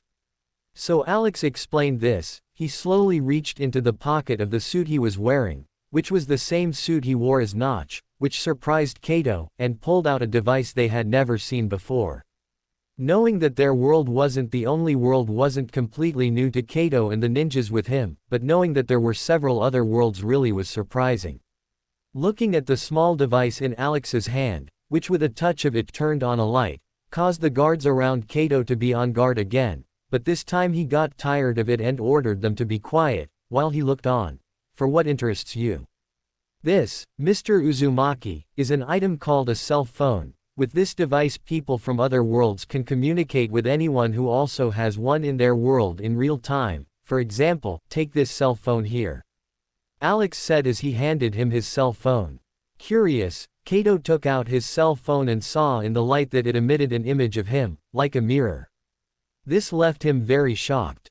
Suddenly, while looking at his reflection, Kato felt the cell phone vibrating in his hand and a green and a red symbol appearing on the screen. With the fright he got, Kato almost threw his cell phone away thinking it was an attack. Even his guards almost jumped in front of him again to protect him, but they controlled themselves when they saw that Kato was fine and returned to normal. "Put your finger on the green symbol please, Mr. Uzumaki," Alex said with a smile. With a little suspicion but a lot of curiosity, Kato slowly clicked the green button and what he saw shocked him completely. On the small screen that previously showed his reflection, now his reflection had become small in a corner and what replaced his reflection was Alex's image. Looking up, Kato was shocked to learn that Alex was holding a small cell phone, as he called it, just like him, and everything Alex did was reflected on the cell phone in his hand instantly. Seeing Alex's reflection reflecting on everything that happened on that small cell phone in his hand, Kato felt as if this little thing was the most precious thing in the world. As a leader of a country and a ninja village, Kato knew how valuable information was. And if all the ninjas under his command had a cell phone like this on hand, he could communicate with them instantly, being able to control several battlefronts in real time and being able to react to all changes in enemy strategies at the same moment. "How is this possible?" Kato asked in disbelief. "How is this possible?" His voice was reflected on the cell phone in Alex's hand, leaving him even more surprised. Seeing that even the audio was transmitted, Kato was even more surprised by this cell phone, since in his mind, it could only transmit images, which would already be very useful if they developed a way to communicate through signals, but this could streaming audio made using this cell phone even easier, as apparently anyone could use it. This can capture the speaker's conversation. "This is even more useful than I thought," he said excitedly. Of course, and to be honest, this is just the most basic functionality of the phone. As I said earlier, I am the leader of the Oasis world, and this phone in your hand is the door to access the Oasis world. Alex explained while pointing at his cell phone. "Can this cell phone teleport us?" Kato asked shocked. Shaking his head, Alex replied. "Unfortunately not yet. For now the cell phone can only transfer our consciousness to the Oasis, since the Oasis is a virtual world. Let me explain it in a simpler way for a language from your world. It's as if the cell phone used a genjutsu on the user that would make your consciousness go to the world of the Oasis. Your body would still remain here and you could return from the Oasis in the time you want, but the world of Oasis is unified. That is, if your consciousness goes to the Oasis and your guards go too, you can meet there and talk, exchange information, then return your consciousness to your body without nor leave your place in the real world," Alex explained. Hearing this explanation, everyone in the room was completely shocked. A unified genjutsu where everyone can meet and exchange information regardless of where the person is. Kato absorbed the necessary information in Alex's speech and felt as if his conception of the world was collapsing. Everything he had learned about jutsus and fuinjutsus seemed like child's play compared to what Alex and his world were doing with a simple device the size of a kunai. "This is a lot for me to take in at once," Kato said as he lay down on the chair and looked at the cell phone in his hand in disbelief. "I imagine, that's probably pretty unrealistic for you, right? How about testing that?" Alex asked excitedly as he pointed to his cell phone. But before Kato could respond, a ninja next to him said with concern, "My lord, please let me test this in your stead, to ensure your safety." Hearing this, the other guards also quickly volunteered, as letting their leader test a genjutsu that could possibly come from an enemy was completely absurd. With their request, Kato also realized the danger this could pose and looked at Alex for confirmation. "Is that possible, Mr. Alex?" "Of course, no problem at all," Alex replied as he handed the cell phone in his hand to the guard next to Kato. "It will be easier if you sit down. You see this little square with a round symbol? Sit down in a comfortable chair and when you feel ready, use your finger to touch this round symbol. This is the symbol for the letter O, which is from the otherworldly alphabet for the first letter for the name Oasis." With Alex's explanation, the ninja sat on the couch and held his cell phone with a little fear. "To confirm what I said, we will be able to observe what he will see through the screen of this tablet," Alex said as he picked up a device that looked like the cell phone he showed earlier, but with a screen a few times bigger. "Will we be able to see the world inside the genjutsu you said through this tablet?" Kato asked in surprise, wanting confirmation. "Yes." Alex smiled as he placed the tablet upright on the table and waved at the ninja indicating that he could click. Taking a deep breath, the ninja slowly used his finger to click on the Oasis app icon on his cell phone and quickly his consciousness disappeared from his body, making his head lower as if he were sleeping. Seeing this, another ninja ran to his companion's side and stood ready to send a chakra frequency into his body to try to cancel the genjutsu. Checking that he was fine, everyone became more relaxed and looked curiously at the screen on the table. To their surprise, on the screen it was possible to see the ninja, still wearing the outfit he was currently wearing, but he was standing in the middle of an open field. In shock, the ninja was looking around and analyzing everything. He was feeling the wind in the air, trying to touch the ground and feeling the texture of the grass, even squeezing the ground to see if it would react like in real life, and to his surprise of him, if he didn't know he was in a genjutsu, he wouldn't doubt for a moment that it was real. Smiling, Alex took out his cell phone and said a sentence. "Professor Oak, please introduce yourself to our guest." As soon as Alex said this, both the ninjas in the room, as well as Kato and the ninja in the virtual world, were shocked to see a man riding a large bird landing in front of the ninja. Out of instinct, the ninja went into combat mode and prepared to fight the man who came riding the bird. But seeing the similarity in the man's appearance to Alex, both are Westerners, the ninja was still a little doubtful and didn't attack right away. The man who got off the bird laughed and introduced himself to the ninja. "Hello there, I'm Professor Oak, welcome to the world of Oasis." As soon as Professor Oak said this, trees began to appear around him and animals also appeared as they ran around happily. Unfortunately, only Alex understood this reference in this room. "Do you mean that with this ball I can capture these animals that can use elemental skills?" The ninja asked in confusion as he looked at the animals around him. To him, these animals all looked like tailed beasts, but much weaker. Mainly a little red dragon with its tail on fire. "Yes, but to capture them in Pokeball you must use two ways, either beat them in a duel, or convince them through arguments that you will be a good trainer who will help them get stronger," Professor Oak explained. As he was very fascinated by the little dragon with the flaming tail, the ninja looked at the little boy who had an innocent expression and asked, "Little boy, do you want to follow me? I can help you control your flame and do things like that." As soon as he said that, the ninja made a set of seals with his hands and spat out a fire dragon. When Charmander saw the imposing fire dragon that emerged from the mouth of this red-haired ninja, his eyes began to shine as if he saw the most incredible thing in the world. Charmander shouted excitedly as he ran and pressed the Pokeball button with his own hand and got in there, shocking both the ninja and Professor Oak, who had never seen anyone able to tame a Pokémon like that. Looking at the Pokeball in surprise, the ninja decided to test pressing the button there, and with a red beam Charmander appeared in front of him.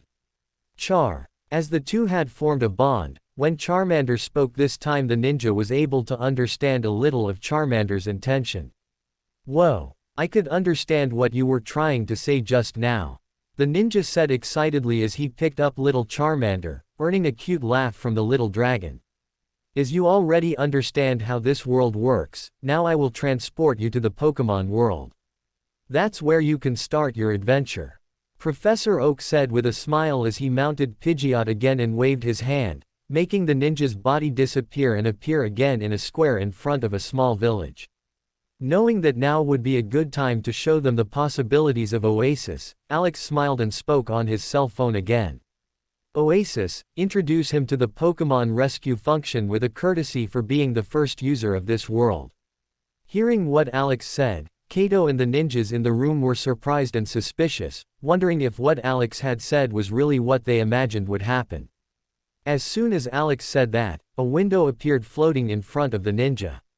Hello player, as a courtesy for being the first player in this world, you have received a free Pokémon rescue. Choose which Pokémon you want to take to the real world. Charmander.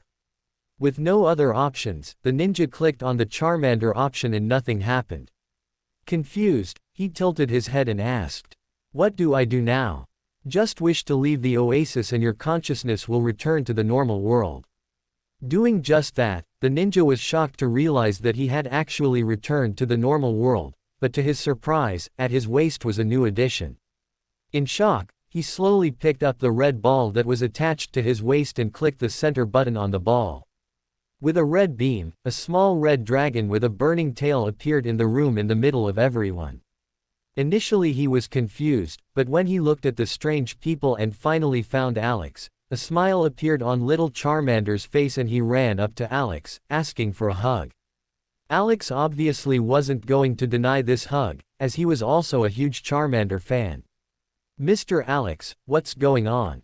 Kato asked in shock. Smiling, Alex pointed at little Charmander and explained, "This is the way I planned for us to do our cooperation, gentlemen. In Oasis we have some technologies to create virtual worlds, and with some resources we convert these virtual worlds into real objects that can be brought back to the real world." Pointing at Charmander, Alex explained, "This little Charmander here currently has the strength of a Genin-level ninja." Hearing this, Kato was even more shocked. Did Alex just claim he had the power to make creatures with the strength of Genin ninjas artificially? Imagining what he was thinking, Alex was quick to explain. "Yes, we can make as many Pokémon with Genin strength as you want. There are even Pokémon with Chunin, Jonin strength, even some Cage."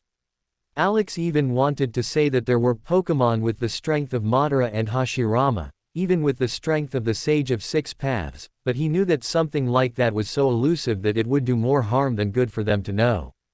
Even more so seeing how surprised Kato was to imagine an army of Charmanders with Jonin-level strength, would he still need to worry about the invasion that the other villages were planning to do for them? "Mr. Alex, how much does a creature like that cost?"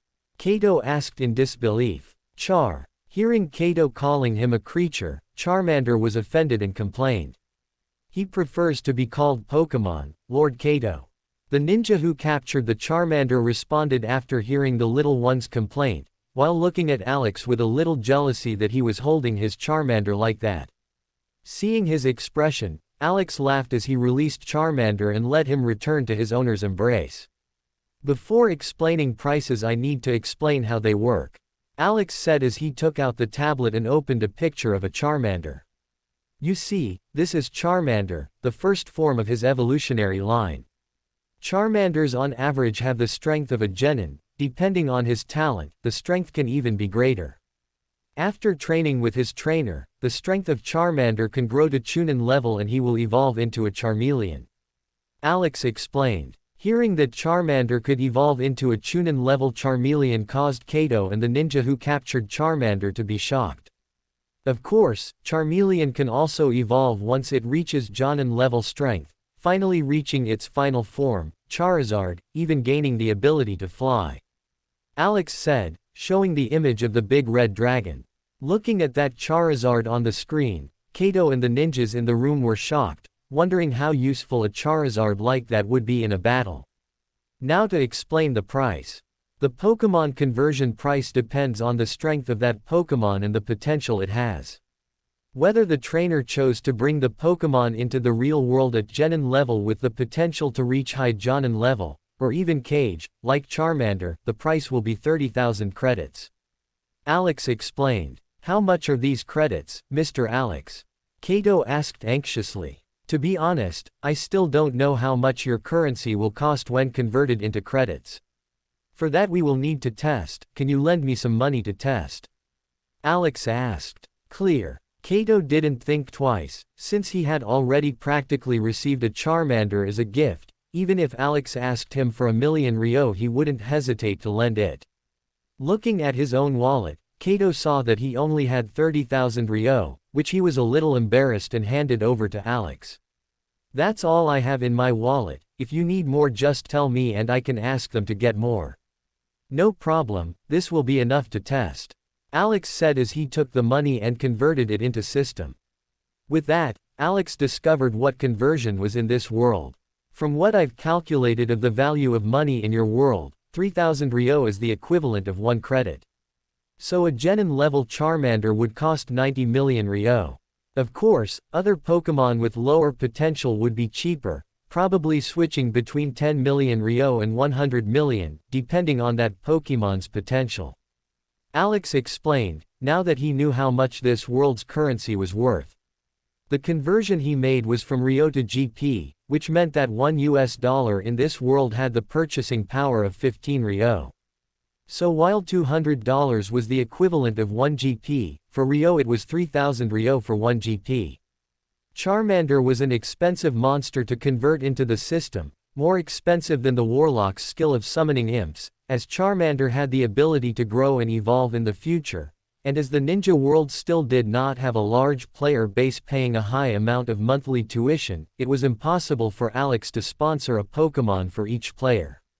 So he slightly decreased the profit from each Pokémon, but still did it in a way that he would profit from the sale. A Charmander cost 20,000 GP to make for system, and Alex was selling it for 30,000, which wasn't a loss for him, nor a steal for the players. Hearing the price, Kato became very thoughtful. For this world, Alex knew he had to take a different approach on how to introduce Oasis games. Since this world was focused on combat and militarism, the first thing he had to focus on was how to make the games strategically useful to the leaders of each country and village, in a way that they felt that spending money on Oasis it was not an expense, but an investment. With enough advantages, Alex was confident in capturing these village leaders to accept the Oasis into their countries, since if they didn't accept it and the other countries did, they would fall behind and eventually be surpassed in strength. Once these leaders were satisfied, Alex could finally focus on ordinary people, and what better way to do that than with Pokémon? Not only are Pokémon creatures great in combat, they are also great companions and friends. It's fun to breed Pokémon, it's fun to battle Pokémon, and as long as players don't want to bring Pokémon into the real world, the game is very economic. Of course, if someone still wants to bring a Pokémon into real life and spend some money, Alex has already thought of that too, making it a way for people to just bring the Pokémon as a mascot, without any combat power for a price several times more cheap. This way the world government could have the army of powerful monsters to fight for a high price and the common people would have friendly companions for a low price. With all these parties generating profit, the one who would benefit most from this would be Alex, who controlled the entire production and sales ecosystem. For someone like Alex who was at a point where he was receiving almost 100 million GP in profit per month from the other world, he could afford to indulge and develop this Pokémon world in the best way possible. But even though he made a lot of money in another world, he didn't accept that he would do something for free and end up at a loss in this world. As much as in the anime it seemed like people had little money, that a dangerous mission like Rank S missions only paid a few million Ryo, what was that amount for a village like Konoha with an army of tens of thousands of ninjas? How much does the village spend on these people monthly? Obviously they invest hundreds of millions, if not billions in Ryo every year to make the village stronger, which would be spending a few million to summon some Pokémon that can get stronger and have a huge tactical advantage in war. Looking at the thoughtful Kato Uzumaki in front of him, Alex just smiled calmly as he looked at the ninja playing with Charmander and his companions jealously, regretting that they hadn't volunteered to test the oasis first. Alex knew that the Uzumaki were filthy rich, as they were the largest suppliers of seal-related materials and products in the world.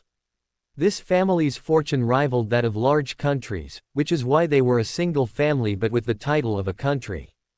Now that they had somewhere to spend the money with such a clear value for money, Alex knew he had a huge customer whale in front of him. "Mr. Alex, how much would a Jonin-level Pokémon cost?" Kato asked. "That depends on the type of Pokémon. A Pokémon like Charizard would probably cost around 400,000 credits." Alex explained. "But there are also cheaper Pokémons. The only thing I have to warn you is that it is not possible for you to just open a list and choose the Pokémon. As you can see from Charmander, Pokémons are living creatures, which will only listen to your commands if they accept you as their coach." Alex continued. "To tame a Pokémon, you must first conquer it in battle and convince it that you are a good trainer. The best way to convince them is to use a Pokémon you have trained to battle against it and show that with your commands it can become stronger. It's just that while it's easier to catch weaker Pokémon, those more powerful Pokémon with Chunin strength or higher are already prouder. The stronger it is, the prouder it will be, which makes it harder to capture him. If you want to capture a Pokémon, just use a cell phone to enter the Pokémon world through Oasis and use your strength to convince them." Alex explained with a smile.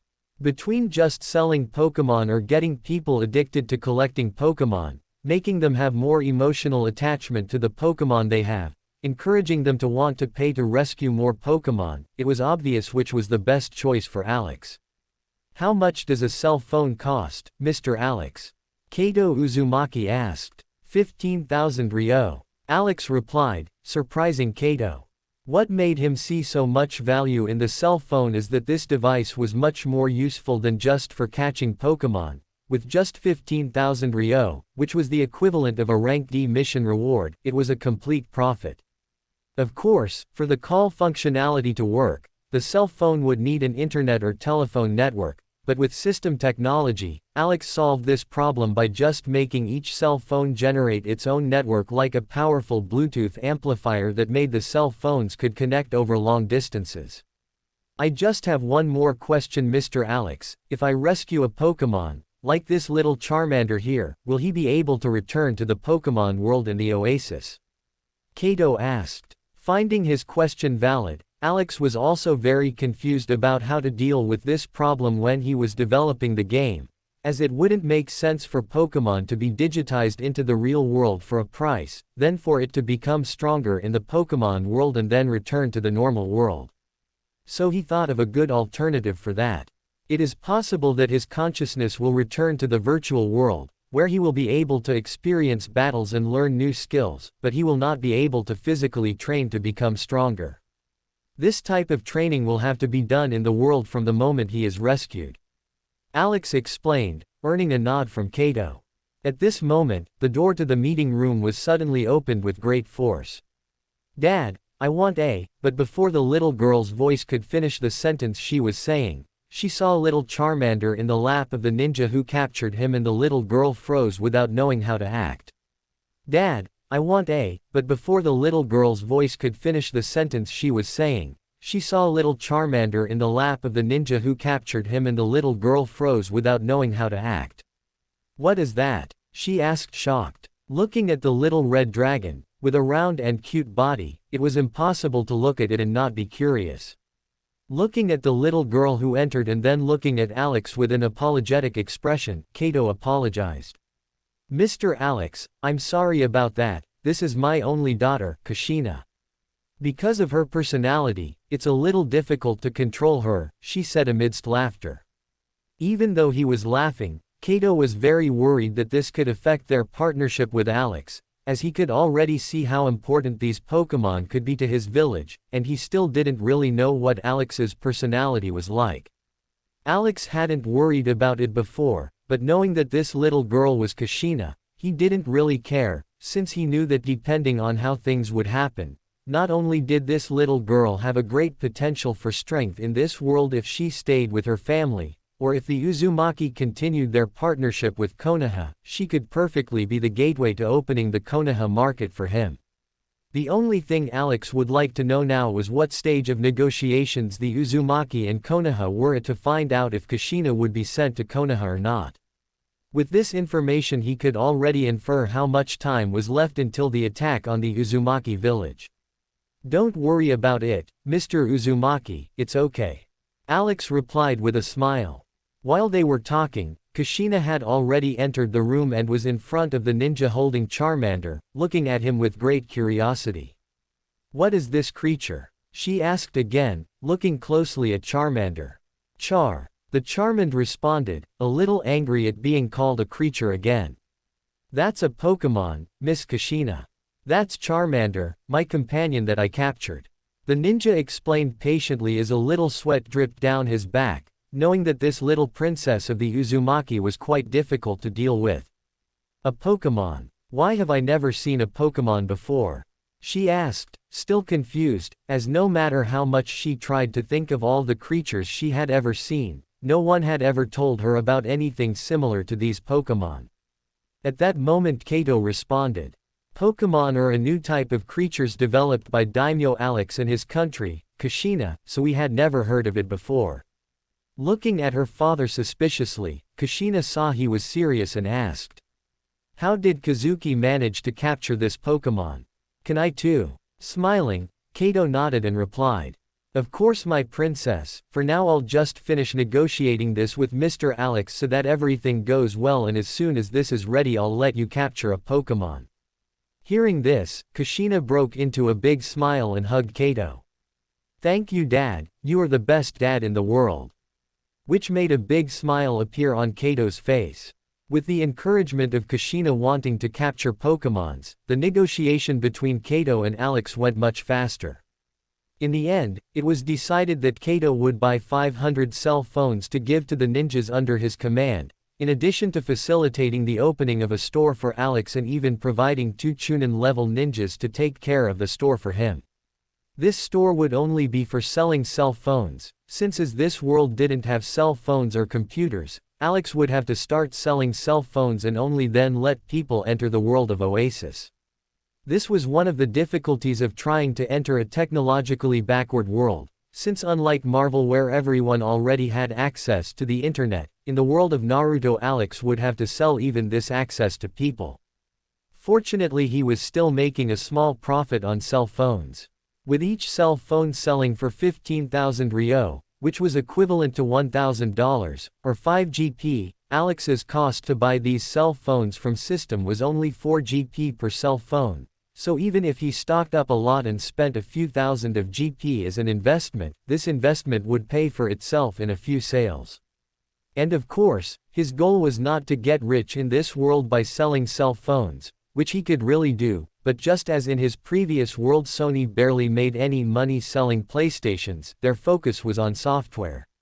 In Alex's case, his focus was to make money with games on his cell phone, being Pokémon or the Oasis world that he would launch in the future, just like he did in the Marvel world. Creating a company in the world of Marvel that made billions every month was something that no one could do in as little time as he did, and his goal was to do the same thing in this world. Although the economies of the two worlds were different, where the population in extreme poverty here was much higher because of the constant wars, Alex planned to help with that over time while improving this world and increasing the profits he would earn.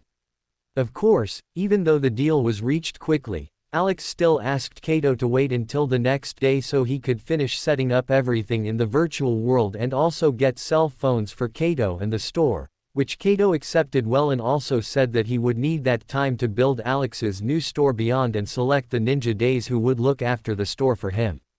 With that, Alex went to a mansion that Kato reserved for important guests, where he would be attended to by several employees, having a very comfortable life.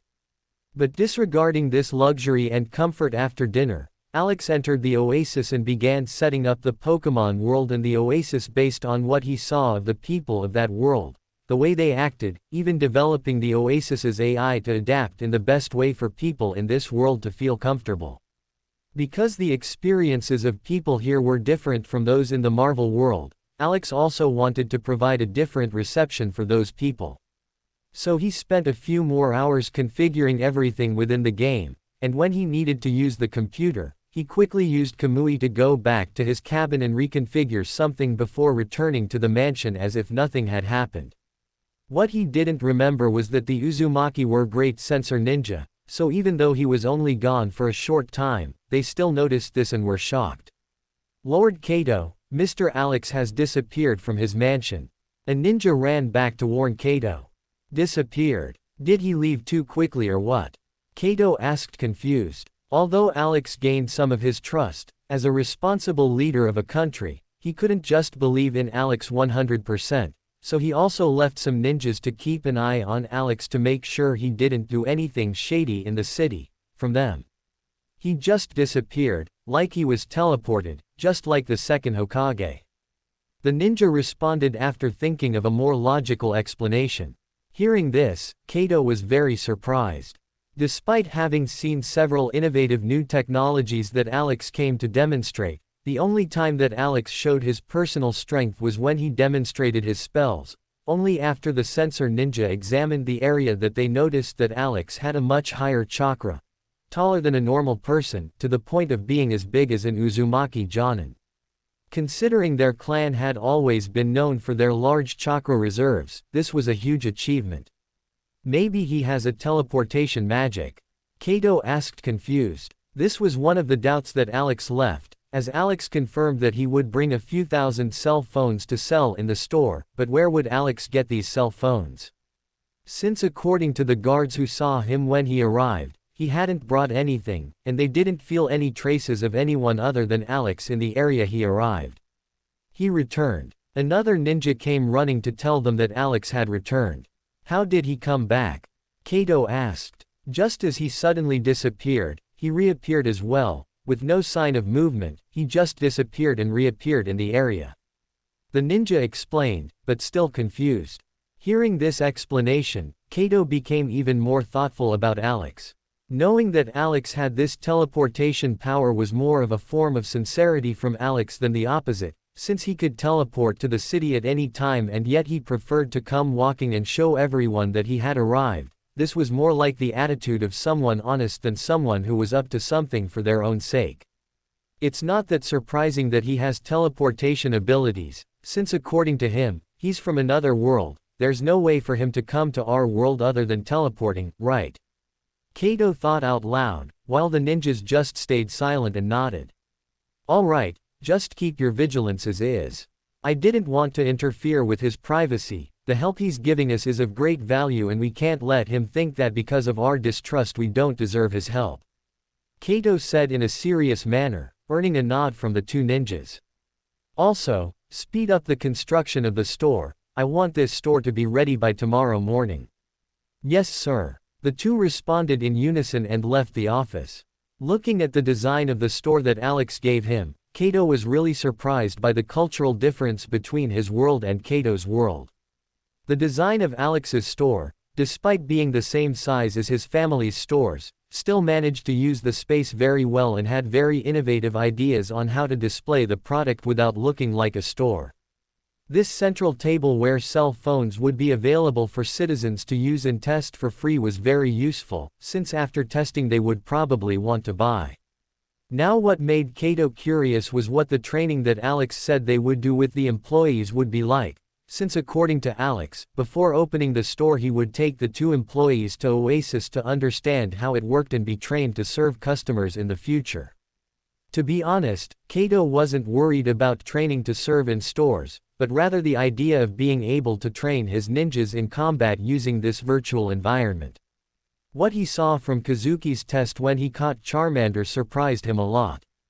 If ninjas could train in a controlled environment like that, where they could fight to kill and without fear of being killed, how quickly would they improve?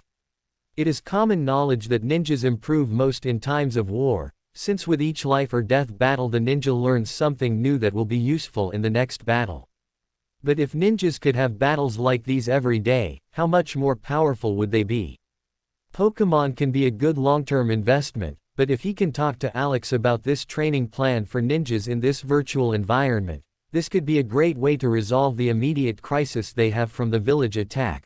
From him. Time is running out, Kato thought, frustrated as he tapped his finger on the table. This was a night with little rest for Kato. The next day he even slept a little later than planned, to the point that when he woke up, his assistant already told him that Alex was checking out the store and had started training the 2 ninjas who would take care of the store for him. Hearing this, Kato quickly washed himself and quickly went to the store, wanting to know what Alex's training was like, to see if the idea he had yesterday could come to fruition. When he arrived at the store, a small crowd was looking around, despite the store doors still being closed. As soon as people saw that the patriarch was here, they respectfully made way for him and let him in. But as he walked, he heard some people's conversations. Did you see that big thing in the center of the store? It's showing several different images. It looks like it's a person with several cute animals, but what is that? A woman asked. I want to know what that thing is that a type of just Sue? Another woman asked. Look, some of those animals that appeared in that thing are walking around inside the store. Is this a place for us to buy exotic animals? A man commented excitedly, as he really liked animals. See, even the patriarch came to see this store. Maybe this really is something important. Listening to people's doubts, Kato had a premonition that Alex's stock wouldn't last long. Okay, since you managed to pass the customer service training, do you think you can handle this? You will have to repeat the explanation and demonstration process several times throughout the day. Alex said as he looked at the 2 ninjas seriously. Despite having completed training in the world of genjutsu, they still can't believe how real it was. The most surprising thing was that the 2 were in the same genjutsu and were even able to talk there. After the instructor in the Oasis world explained to them all the features of Oasis and cell phones and how it worked, they were shocked by it. If everything they were seeing in the genjutsu was real, then this cell phone was truly a technological device that would shake the world as they knew it. Yes, Mr. Alex, we are ready. They responded in unison. Hearing their response, Alex smiled and handed each of them a cell phone. Okay, since you'll both be working here at the store, ideally you'll have your own cell phones, so familiarize yourself with that for a few more minutes until we finally open the store. Alex said. Looking at the cell phones they received, the 2 ninjas held it very carefully, not only because they knew how fragile it was, but also because they knew how useful and valuable it was. So the 2 followed the cell phone tutorial on how they could create their account and customize the cell phone with wallpapers, ringtones and other things. Looking away from them, Alex petted a cute pink kitten that was floating around him. With Alex's affection, the kitten purred and landed on Alex's shoulder. Although this pink kitten was very cute, he had a great power hidden inside him that few people knew about. To others, this kitten was just another Pokémon like the others in the game, but to true Pokémon fans from Alex's old world, this was practically the Jesus of Pokémon. Mew. Alex spent a large amount of GP to summon Mew to stay with him. As he now had millions of GP available monthly, he gave himself the freedom to spend some GP on whatever he liked. Mew was one of those things. In the Pokémon world there were still other Pokémons that Alex was very interested in, but even though he had a lot of GP, some of these Pokémon cost tens of millions of GP, others hundreds of millions, and there was even the one above all Pokémon, Arceus. That Pokémon alone cost more than anything Alex had ever seen in the system store, so for now he would make do with the common legendary Pokémon. Even if I earn millions of GP every month, I'm still far from being considered as having infinite money, Alex thought as he shook his head as he felt Mew's tail waving in front of his face. Suddenly, the store door opened and Kato entered with 2 security guards. Seeing his expression, Alex smiled as he walked over. Mew, being shy, saw that Kato's 2 guards were looking around cautiously and ready to battle at any moment, so he turned invisible, surprising Kato and the ninjas. With the sudden disappearance of the pink cat on Alex's shoulder, the 2 ninjas became even more alert. Welcome, Mr. Uzumaki. Alex smiled as he opened his hands. Just call me Kato, Mr. Alex, it's easier since practically everyone here in this city is also called Uzumaki. Kato said with a polite smile. Of course Kato, then also call me Alex, it's easier if we are both informal with each other. Alex replied smiling. Nodding his head, Kato agreed and finally commented while looking around. This store of yours, it's certainly something that managed to surprise me, even though I already had very high expectations for you, Alex. Hearing this, Alex laughed and responded. Haha, I'm good at giving people surprises. Looking at the two chunin he selected to work at the store for Alex, Kato was surprised to see both of them using their cell phones very easily, as if they had been using it for a long time. Have they become familiar with the cell phone so quickly? Kato asked curiously. Yes, they went through my training in the world of Oasis, so now besides me, the two of them are the people in the village with the most knowledge about cell phones, Oasis and Pokémon. Alex replied smiling. Hearing this, Kato was happy, knowing that during the night he could question the two to find out everything about these three topics, since it would be much better to talk to his subordinates than to Alex himself, right? Very well, it's time to open the store. How about you be our first customer, Kato? Alex asked smiling. Kato knew that Alex took advantage of this to use himself as publicity, but considering he actually came to buy a cell phone for himself and his employees, it wouldn't hurt to help Alex with this. All good. Kato nodded in agreement. Smiling, Alex warned the two chunin and they finally opened the door as they instructed people to enter and face the large television. Alex thought that this world already had a television, as he had seen it in the Naruto anime, but considering that it was currently 30 to 40 years before the anime's story, it is understandable that this type of technology does not yet exist. So when people entered the store, they were amazed by the screen that showed different images of different scenes. As soon as the store was full and there were no more people to enter, Alex stood in front of the screen and gave an explanation. Hello everyone, I am Alex, the daimyo of the Oasis Nation, a virtual nation. Today, in partnership with the daimyo Uzumaki, we have opened a store to unite our two nations in a mutually beneficial relationship, and the topic of this benefit is this. Alex said as he raised his hand and showed his cell phone with the screen on. This, ladies and gentlemen, is a cell phone. To explain what a cell phone is, I'm going to show you through this large screen an explanatory video. Alex smiled as he finally left the screen. Among these things that Alex said, most were words that these people had never heard in their lives. But from the things he said they understood. Apparently Alex was a daimyo and he had partnered with the daimyo of their country for something that would help them both. That thing was that little black objective in his hand, and that the explanation for that thing would appear on the big thing called the screen in front of them. As soon as Alex left, the explanatory video began. The way Alex found to best explain to these people what a cell phone was and how useful it was through Oasis's AI analyzing these people's technology knowledge and deducing the best explanation through millions of real-time calculations made by the camera turned on the large television they were watching. This was Alex using the capabilities of a powerful AI to the fullest. In the video, two people appeared, a man and a woman. They were both around 26 years old and were one of the most beautiful people Alex had ever seen. But the main characteristic of the two was the red hair they had, exactly the same shade that Uzumaki normally had. What Alex learned in the Marvel world is that when he spoke people's language, they tended to accept him much more easily, so Oasis understood that similarity breeds trust and to explain to the Uzumaki and developed two avatars similar to the Uzumaki. And the results have already emerged. Whoa, who are these two? A woman asked in shock. I've never seen them. They're both so beautiful, another woman commented, completely shocked.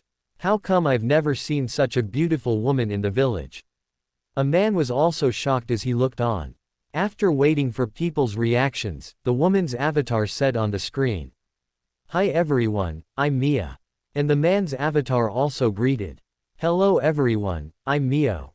And today we're going to introduce you to the great invention called a cell phone.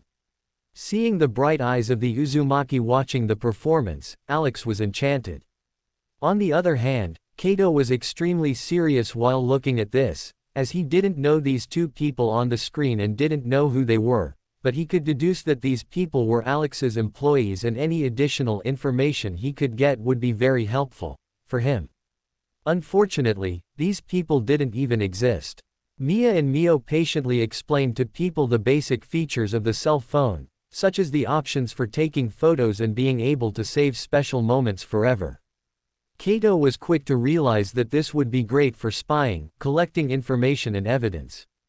They also explained about video calls, voice calls, which was a huge surprise for these people, especially those who had ninja relatives, since with cell phones, even if their relatives were on a mission for months, they could still communicate and find out how they were doing. In addition to the basic information, Mio and Mia also explained about the Pokémon world to these people, explaining that they could enter another world, capture creatures, and bring these summoned creatures to the real world. To explain this even more easily, they used an example that Oasis learned during the interview of the two Chunin that Kato assigned to Alex. They said that the Pokémon world was like a summoning world, and after people found a partner in the Pokémon world, they could summon the Pokémon they captured into the real world, even if they weren't ninja. To have different appeals, Mia showed the cutest Pokémon, such as Pikachu, Eve, Bulbasaur, Squirtle, while Mio showed the most imposing Pokémon, such as Charizard, Gengar, Dragonite. With these examples, both female and male audiences fell in love with Pokémon. Even more so when Mia showed the cute skills that Pokémon could do and Mio showed the powerful skills that Pokémon could do, they realized that if they wanted a Pokémon just to be a cute companion or a battle partner, they would find that in Pokémon. To finish the explanation about Pokémon, they announced that the summoning to the Pokémon world would officially start in 3 days and only people with a cell phone would be able to access the Pokémon world. That alone would be enough to convince all these people to buy a cell phone immediately, but there was still more. You don't have to worry about having nowhere to go, as the land of Oasis is available for you to visit and discover. Mio said with a smile. In Oasis you will be able to find a library with thousands of books, with fiction, romance, war books, all types of history themes at a very low price. Mia said as she showed off an almost endless library of books, shocking viewers. Even Kato was shocked by this library, as he knew that in the world they lived in, knowledge was power, so for Oasis to make so many books available to anyone was an extremely shocking thing. Or you can go to one of the many restaurants and try foods from many different worlds. Mio said as she opened the door to a restaurant full of people eating and showing the delicious dishes prepared for people. Also for a very low price. If you're tired of the city, you can come and relax at a guest house by the beach, with a water park, thermal baths, massages and everything good. Mia said as she showed a resort. And of course, if you just want to be alone and relax, each person gets free access to a customizable, private apartment where you can host whoever you want, decorate however you want, and stay as long as you want. Mio said while showing the apartment and the different possible designs that players has already made.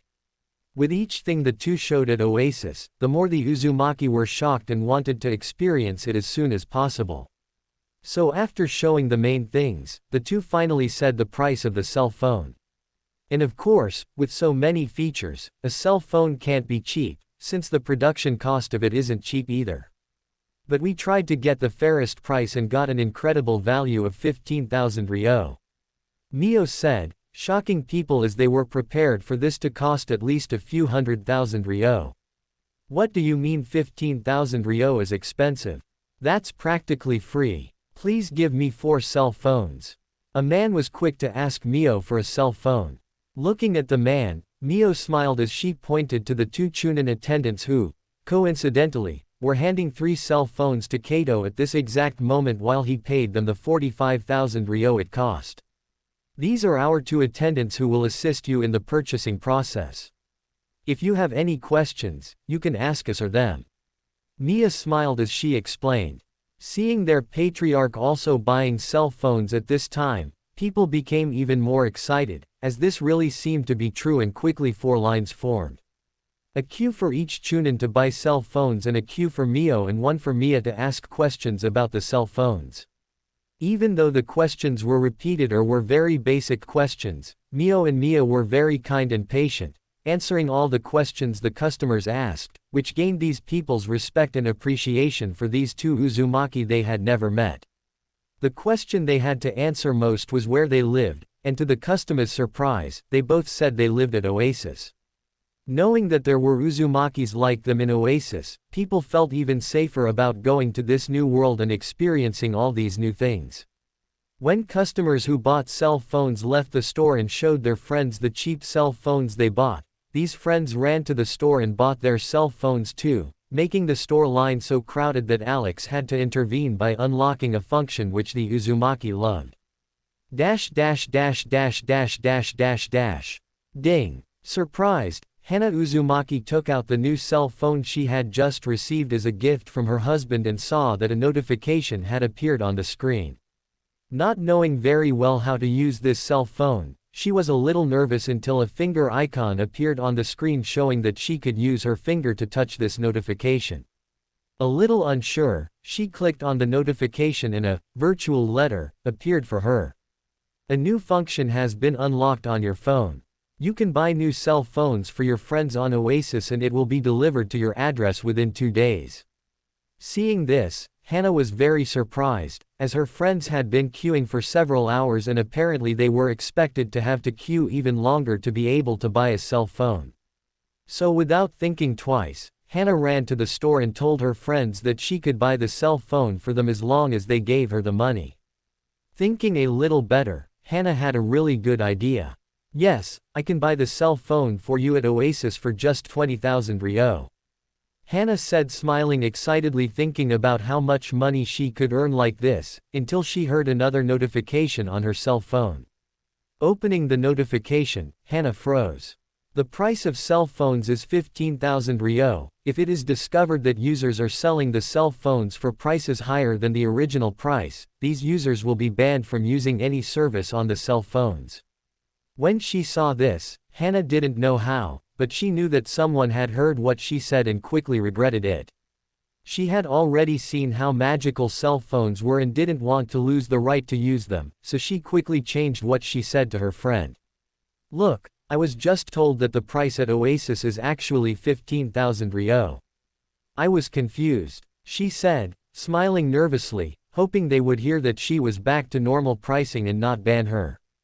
Scenes like this were happening all over the Uzumaki village. In just one day all 4,000 cell phones that Alex had bought from System were sold, both in the physical store and through e-commerce, even though the Uzumaki didn't even know they had done it yet. E-commerce. Even though the profit from the cell phones was only 1 GP, that afternoon Alex had gained 4,000 GP, and the potential gain he had from the Uzumaki spending money virtually was just beginning. Looking at Oasis's statistics screen, Alex was quite satisfied. Since the store opened, the line was wrapping around the block.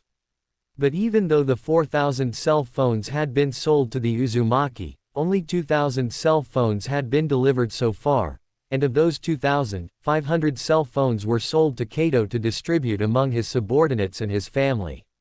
Which meant that among civilians there were still around 2,000 people without cell phones. To deal with this, Alex decided to let people decide how they wanted to receive their cell phones. One way was to go to the store the next day with proof of purchase on their cell phone and collect the cell phones they had purchased. This way the queue the next day would be much faster than the day before, as sellers would only need to worry about delivering the cell phone to customers. The other way would be for someone to deliver the cell phones to them at their homes. But this way was only approved after Alex talked to Kato and asked if he could get some couriers for him, even saying that he would pay these couriers well with the value of a rank D mission for a day's work. As it was an easy and safe mission, Kato got several genin to help Alex deliver cell phones to people who wanted to receive it at home. So the next day, to the Uzumaki's surprise, the city was very busy. People who woke up early were surprised to see genins running all over the city and knocking on doors to deliver cell phone boxes to people. Among the surprised and anxious people was Aika Uzumaki, a retired chunin, who after getting married decided to abandon the ninja life and stay at home to take care of her children. The day before she had heard about these cell phones from her neighbors and she was really curious about it. Her curiosity was so great that she actually went for a walk with her 2 young children and wanted to stop by the store to see what these cell phones were like too, but when she saw the size of the queue, she knew she wouldn't be able to buy these in the next few days. It's been a while since I've seen any new store open in the city and attract the attention of so many people, she thought in surprise as she tried to look inside the store to see what the cell phone looked like, but there were so many people in front that she couldn't even see how that was. To her surprise, as soon as her husband, a Jonin who served under Lord Kato, arrived home, he arrived with a new cell phone. "Honey, did you really get a cell phone?" she asked excitedly as she came closer to him and looked at the beautiful, sleek black cell phone he was holding. With a big proud smile, Hiroshi replied very proudly. Yes, Lord Kato bought a cell phone for each of his Anbu members. Hearing this answer, Aika actually felt a little envious of her husband, but when he saw her expression, his smile became even bigger as he sat down on the sofa in their house and asked her to sit next to him. "Come on honey, let's take a picture together." Confused, Aika sat next to Hiroshi and was shocked to see her reflection in her cell phone as if it were a mirror, and as soon as Hiroshi touched a white circle on the screen flashed white and a photo was saved on the screen. Cell phone. Looking at their photo, Aika couldn't believe how realistic it was. Compared to the big cameras they had to pay to take photos, the photo quality on this cell phone was as if she was literally looking at a reflection in a mirror, it was so realistic. "Can we print this photo, dear?" Aika asked, excited to see how beautiful she looked in the photo Hiroshi took on his cell phone. "Unfortunately, no, from what I learned on the cell phone, we would need other equipment to be able to print the photos, since unlike the big photo cameras in the village, which print the photo instantly, the cell phone is so small that it wouldn't be possible to do so. That," he said the explanation he read in the cell phone manual.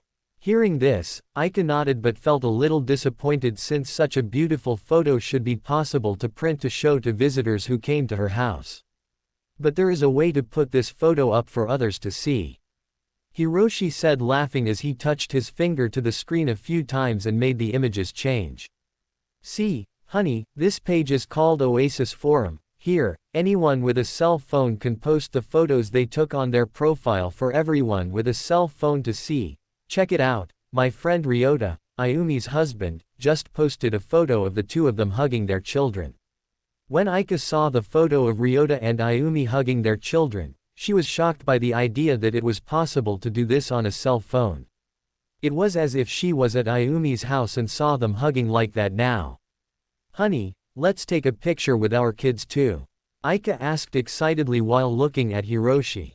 Looking at the time on his cell phone, Hiroshi shook his head as he comforted his wife. "Honey, they are sleeping, tomorrow they have to go to school. Let's take a photo with them tomorrow on the street. We can take them to school through a beautiful landscape and take a photo there, what do you think?" Hearing Hiroshi's idea, Aika's eyes lit up in excitement as she nodded cutely. "Look, with the cell phone we can do many things, and the most important thing is an oasis call," Hiroshi explained to her excitedly. "The place to show the photos to others?" Aika asked confused. "No dear, Oasis Forum is the place to show the photos. Oasis is the place, like a summoning world, where just your mind goes through a genjutsu and you can meet other people there, talk to other people who also are in genjutsu, do a lot of things there," he explained as he tried to show her the Oasis explanatory video. As she looked at the explanatory video, not only was Aika surprised by the quality of the image, she was also surprised by how magical this genjutsu was. Having been a ninja for several years, she never thought she would think this, but at this moment she really wanted to be hit by this genjutsu. "The best thing, I wish, is that I can buy a cell phone for you through Oasis and have the store deliver it to your home tomorrow." As soon as Hiroshi said this, Aika looked at him with shining eyes as she instantly spoke, "Buy now." Aika hadn't managed to sleep at all that night. All this because she couldn't help but be anxious for her cell phone to arrive. Not even Hiroshi could sleep, He also stayed up until dawn wandering around the world of Oasis and coming out every few minutes to explain to her the things he was seeing.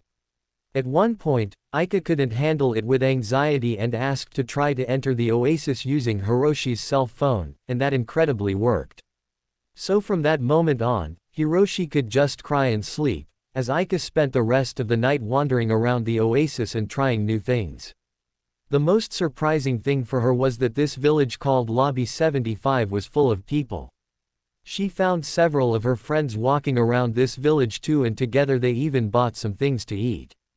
When she saw that she could buy delicious food for just 2 ryo, Aika didn't think twice and left the Oasis to get her wallet and keep it in her hand just as the Oasis tutorial explained. Overnight she had spent a few hundred ryo trying on everything she could, even buying several different outfits for her to wear in this Lobby 75 village. Considering that a meal in the real world cost more than 1,000 ryo, spending a few hundred ryo and trying so many foods on top of buying so many clothes was very economical. The only problem is that as Oasis was a genjutsu, it didn't satisfy her hunger for eating in this world, but still, feeling these flavors was already very cool. To Aika's shock, when the day dawned and she disconnected from the Oasis, her body was very rested. As if all this time she was in this other world, she was actually sleeping and resting. When the whole family woke up, Aika and Hiroshi went to take the photo that Aika wanted, but to their surprise, the Uzumaki statue, which was the most beautiful and proud place in the village, was crowded with families who were also taking photos there. Thinking about changing places, the 4 of them went to another place they thought was beautiful in the village, but this place was also full of people taking photos. Frustrated, Aika could only take a photo in this crowded place and return the cell phone to Hiroshi, who had to go back to work with Lord Kato. At that moment, the only thing she could do to kill her boredom was look at the village and wait for her delivery genin to arrive at her house with the cell phone that Hiroshi bought. While Aika was anxiously waiting for her cell phone to arrive, a little girl in the Uzumaki patriarch's mansion stayed up all night as she fully explored the world of Oasis. Kushina Uzumaki, the princess of the clan, was lying on the bed swinging her legs while looking at the Pokémon explanation video again. This was already the 20th time she watched this video, but she couldn't get enough. Imagining catching cute Pokémon was the only thing she could do now. Even more so when she looked at the Pokémon that appeared in the explanation video and was enchanted by one of them in particular. It was a beautiful, elegant fox with golden fur and 9 beautiful, long tails that moved in such a beautiful and fluid way. Ever since Kushina saw that Pokémon called Nettles, she couldn't take her eyes off it. Unable to control her own anxiety, Kushina couldn't take it anymore and left the house in secret. Her destination was the Uzumaki family's guest mansion, the place where Daimyo Alex lived, the person behind those cell phones and possibly the only person in the village who could answer the doubts she had now. When she arrived at Alex's mansion, as she was on a mission hidden from her father, Kushina wore a scarf over her face as she approached the gate. At the gate were 2 Jonin guards that her father had assigned to protect Alex. And as the Jonin knew her very well, Kushina put her acting skills to the fullest use as she spoke.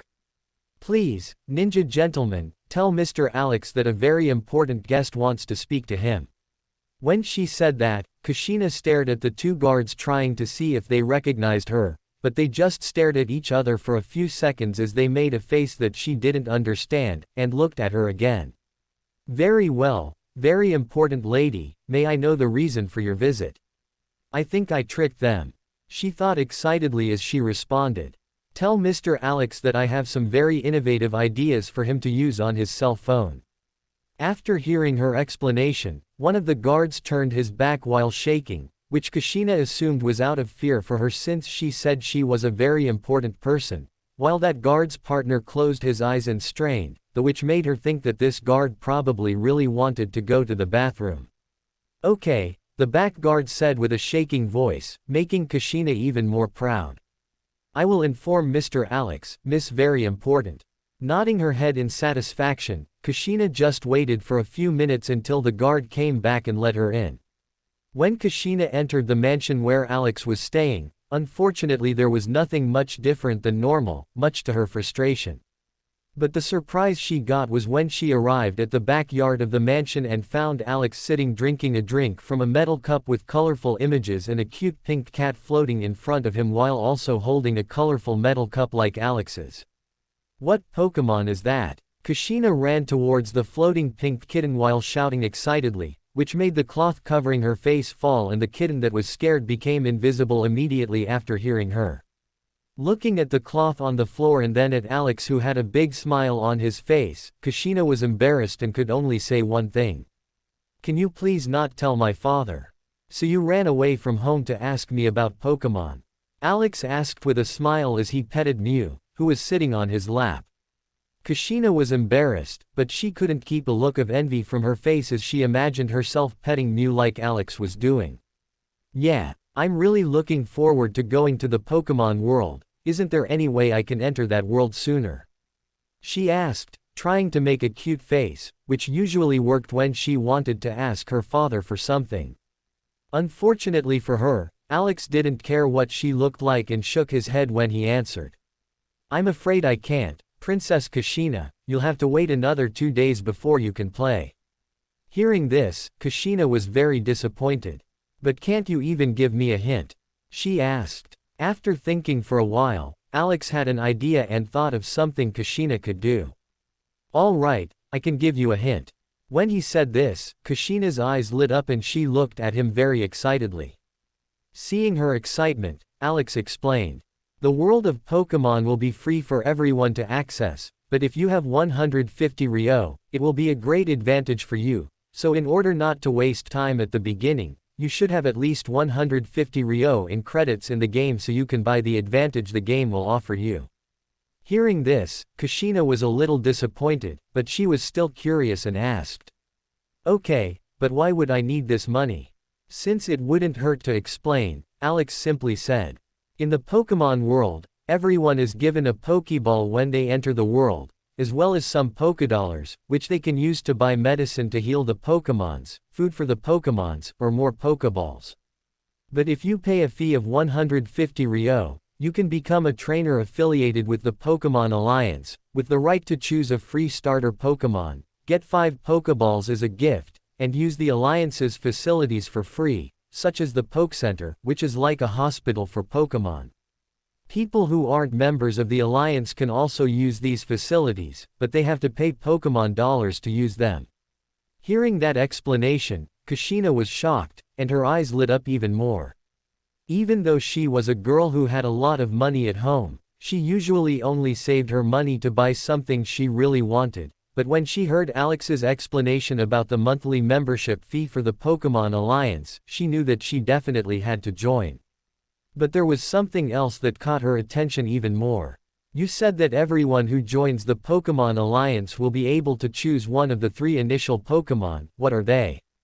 She asked excitedly. Thinking it wouldn't be a problem to show the 3 initial Pokémon, Alex took out his cell phone and opened a picture of the Kanto starter tria.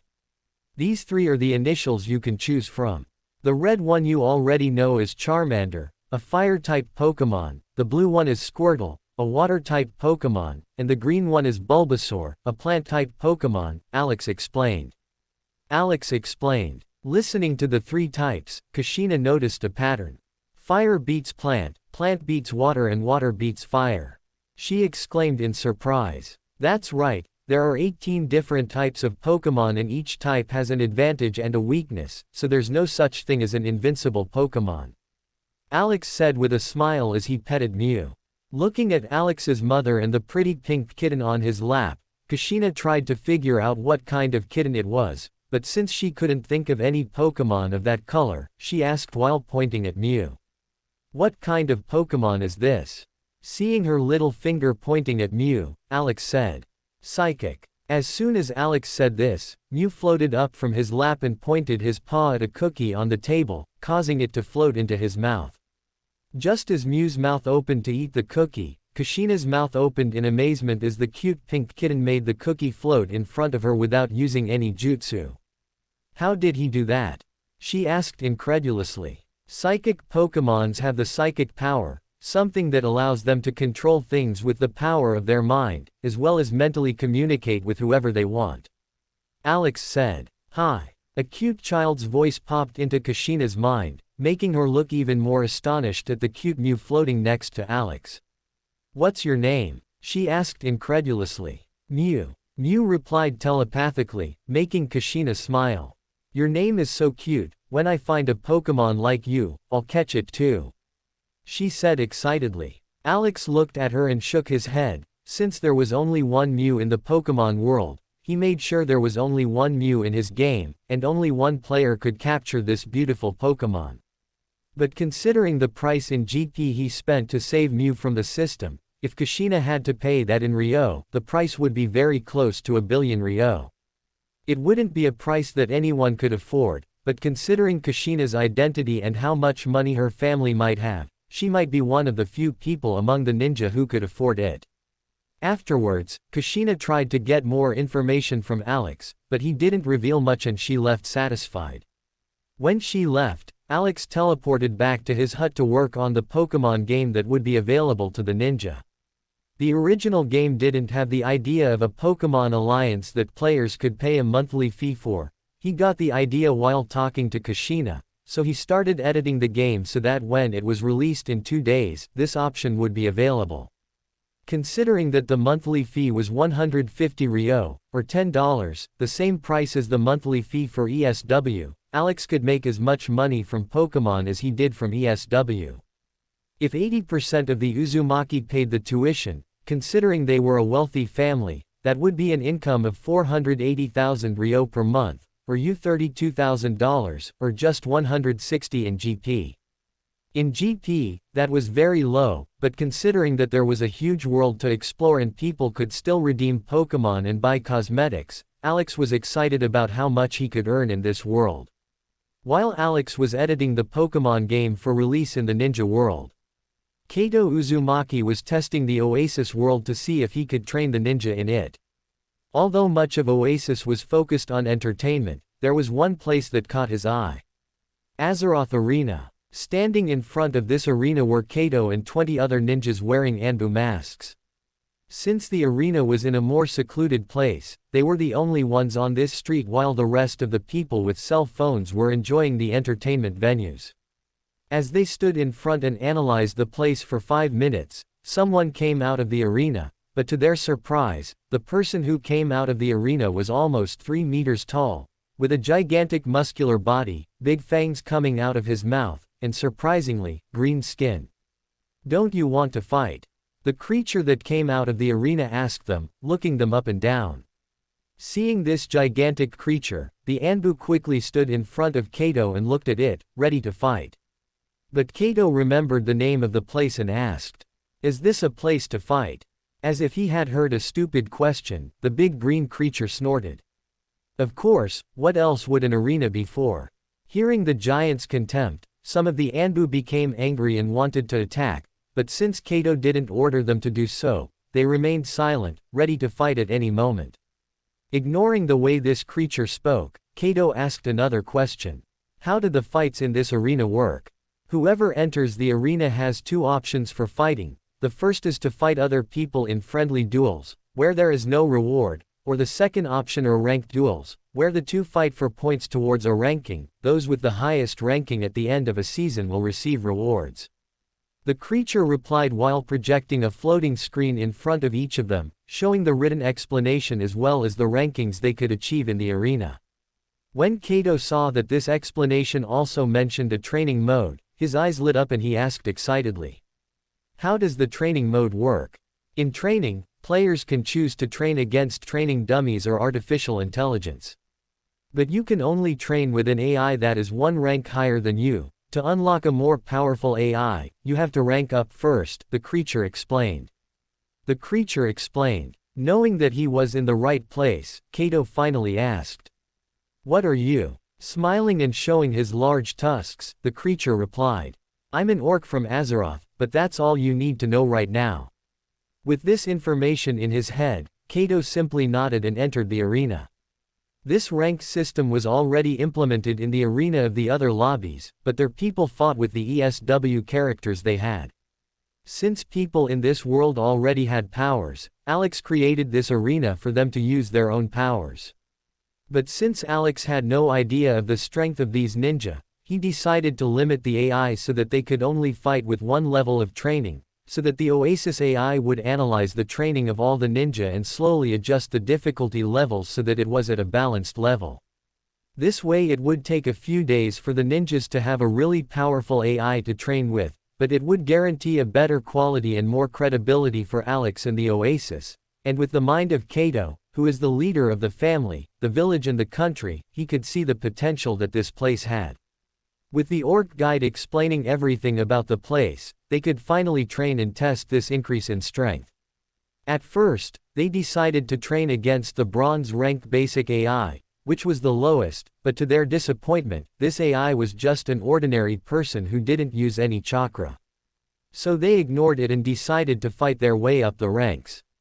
The surprising thing for them was that they weren't fighting each other, but their opponents were actually other creatures as well as the orc who organized this arena.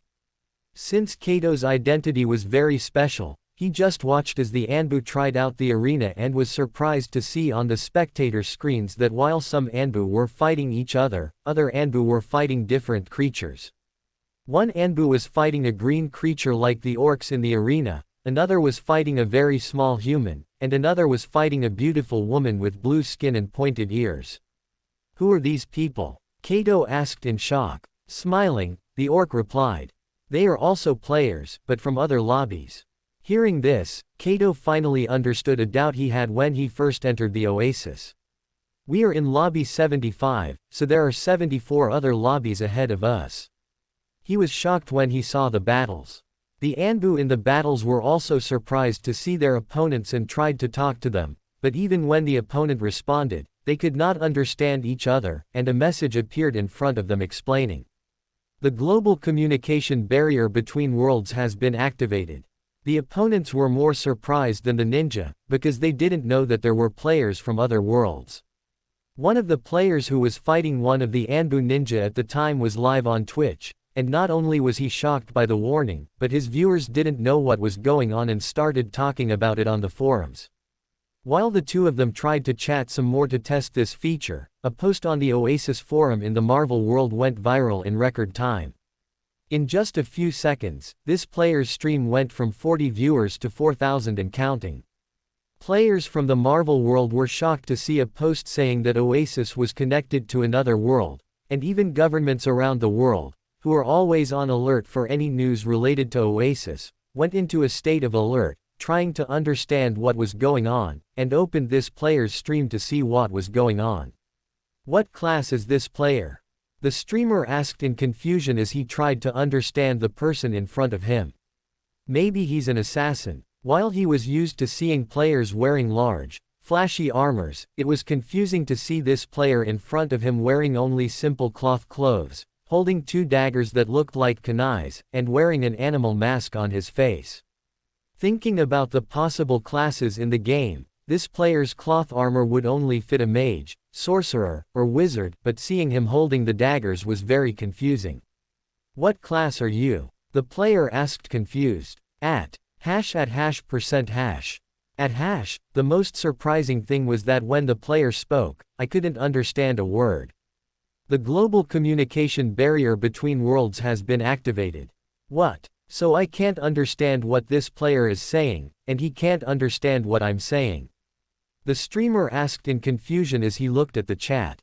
To his surprise, instead of a few messages popping up every few minutes, his chat now showed several messages popping up all the time. Curious, he looked at the number of viewers, and it was growing faster than he could keep up. World barrier, does that mean this player is from another world? Are there other worlds? Is the other world a different planet? Has Notch already invaded another planet and we haven't even heard about it? I have a crush on aliens. Speculations like these kept popping up, and everyone was curious to know what this player was like. 5, 4, 3, 2, 1, begin. As the battle began, the player who was a large orc warrior quickly used the buffs he could use on the move as he ran towards the player in front of him. Thinking that this player had a low defense, the orc thought that all he had to do was use a strong attack and he would win the battle. But just as he approached the enemy player, the player began to signal with his hands, and within 2 seconds, a puff of white smoke appeared and 4 clones of that player appeared around him. What the F? The player shouted in confusion at the sight of the clones in front of him. Only with the naked eye he couldn't tell who was who. What class is this? How can he clone himself? Damn, I want that class too. How much is it? Notch, take my money and give me that class. But the most surprising thing happened next. After making more seals with his hands, one of the clones suddenly put his hand to his mouth, and through a hole in the mosk's mouth, he started spitting fire. And the most incredible thing was that the fire it spat out took the form of a dragon. The orc didn't even know what to do and the dragon quickly attacked him, reducing his HP by 30%.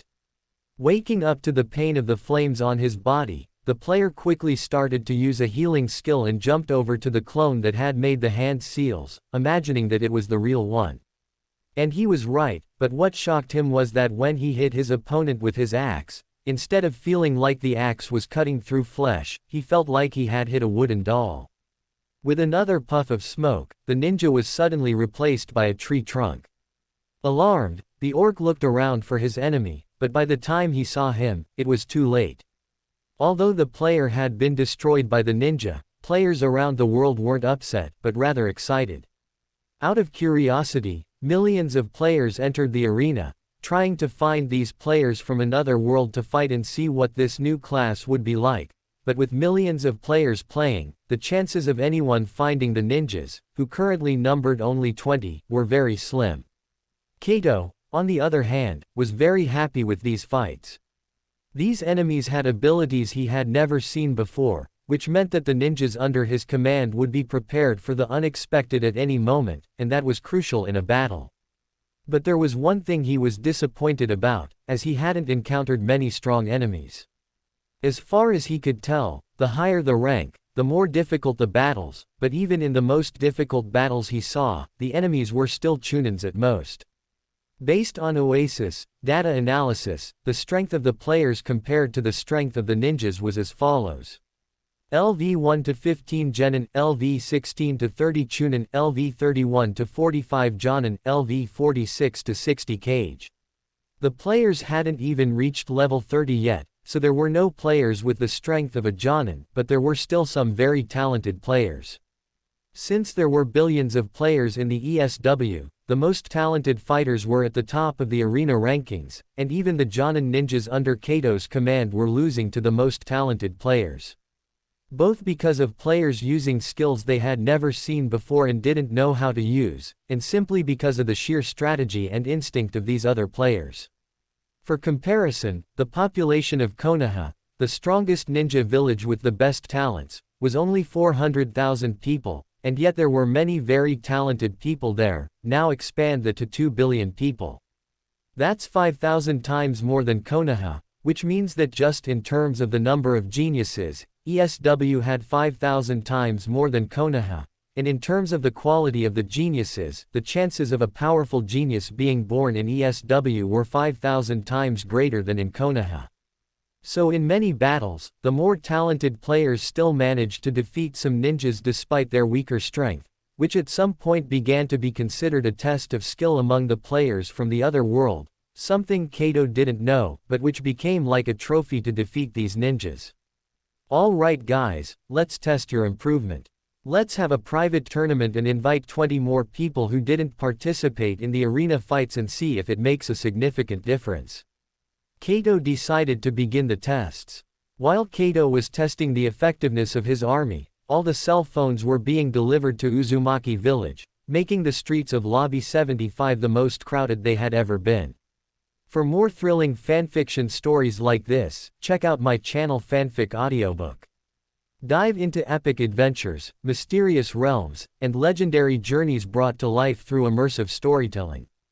Don't forget to like, share, and subscribe for more amazing audiobooks.